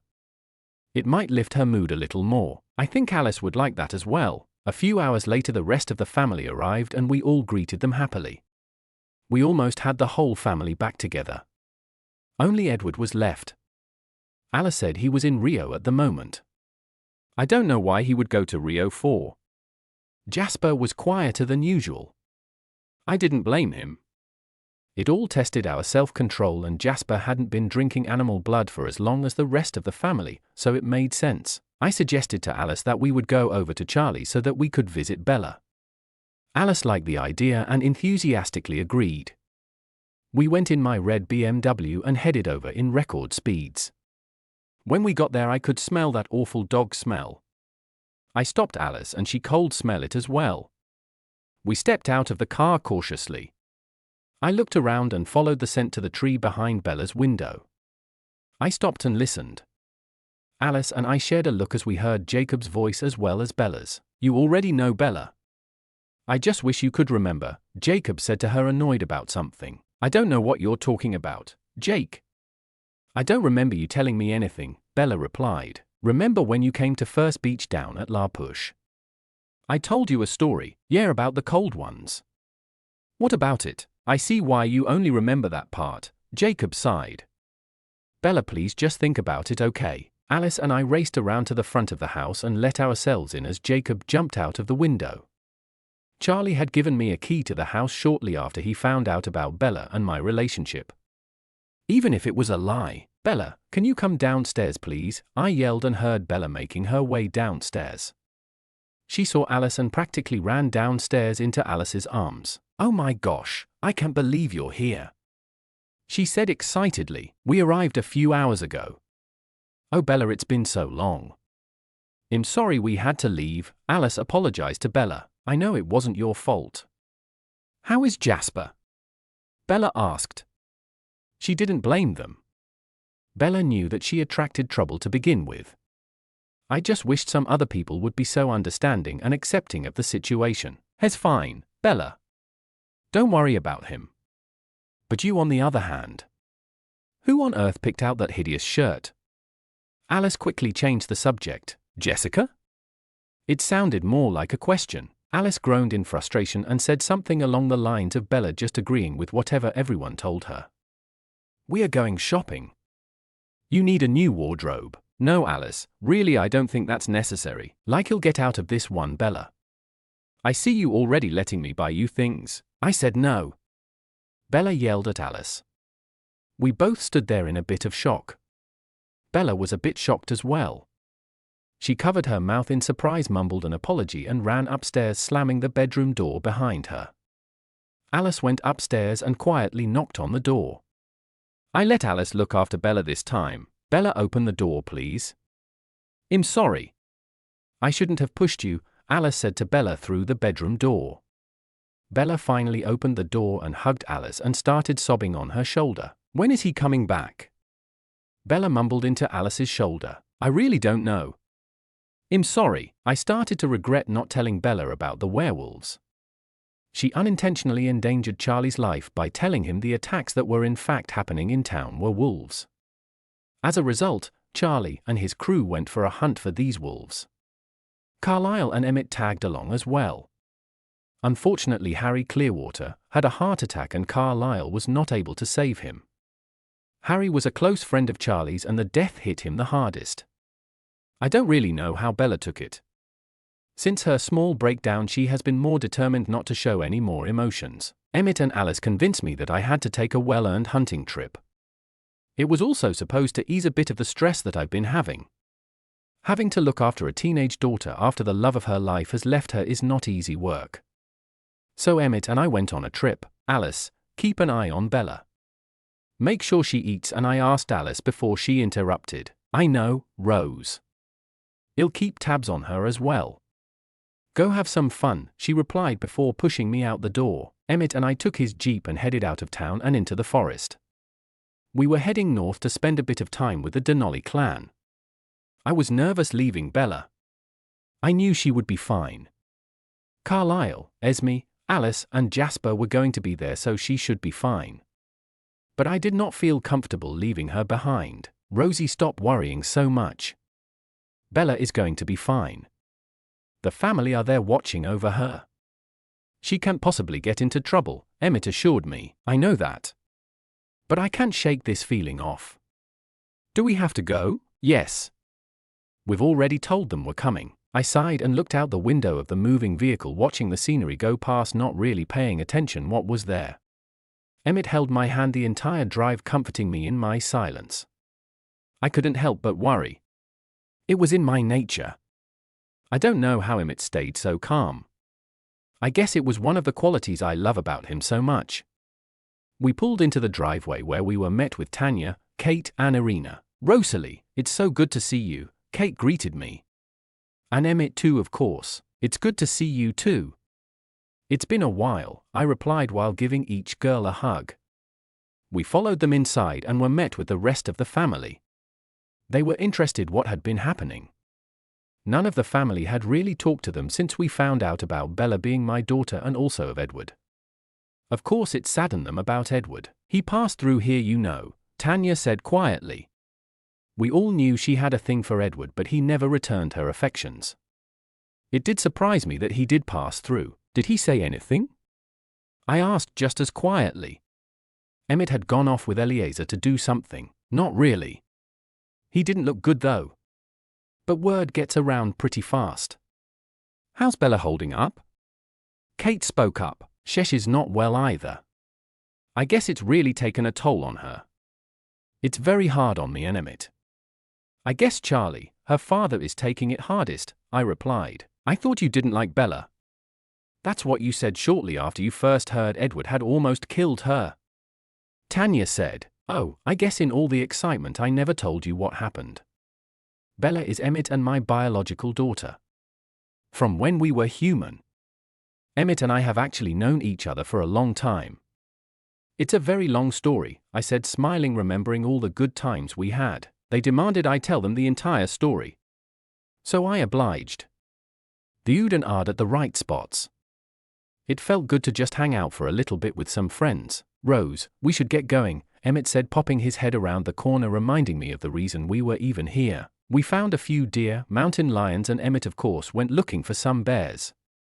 Emmett and I were mucking around. It wasn't late at night and the stars were out. It was very romantic. It was interrupted by a phone call. Hey Alice, what's up? I answered the phone. I'm so sorry, Rosalie. Bella's future just disappeared. Alice wailed on the phone. Emmett immediately took notice. I felt the world stop. Alice's visions usually meant that someone had died. What happened? I asked, eerily calm. I had a vision she was cliff diving. But then her future completely disappeared. I'm still searching, but there's nothing there. I'm heading down to the cliff where it happened. I'm so sorry, Rose. I've been watching her all afternoon and this happened. I hung up the phone on her.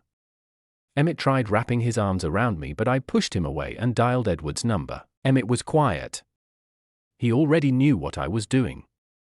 He had heard the conversation, and the moment we had before had completely disappeared. He started heading back towards the house. I put the mobile against my ear and waited for Edward to pick up the phone. What, Rosalie? Edward asked me impatiently. Don't you dare what me, I said menacingly to him. I hope you're glad. I hope you're happy. I hope you're over the moon. Bella is dead because of you. I screamed down the phone. Dead? He questioned quietly. Yes, dead. She finally took her own life diving off a cliff. We all had to see her slowly suffer. I hope you can live with yourself after you caused this. If you ever come near us again, I'll make sure your death is slow and painful. I hung up the phone. I wish I could cry at that moment. But being a vampire meant I would never shed the tears for the daughter I had lost once again. I finally found Emmett by the jeep. I ran to him and buried my head in his chest and cried. He hugged me back just as tightly. He kissed the top of my head before leading me to the passenger side of the car. The ride back was silent. Neither of us willing to speak. Neither of us really having the ability to speak. I felt my phone vibrate in my pocket again. She's alive. Alice screamed. What? Really? Oh my gosh. Emmett, she's not dead, I responded happily. Oh, that is best thing I have ever heard in my life, Emmett said. What happened? She was with Jacob. He rescued her, and since he's a werewolf and everything, her future disappeared. There's something else too. There was silence on the other end. Edward is going to the Volturi. He thinks Bella is dead. Oh, no. This is all my fault. The end. Thanks for watching.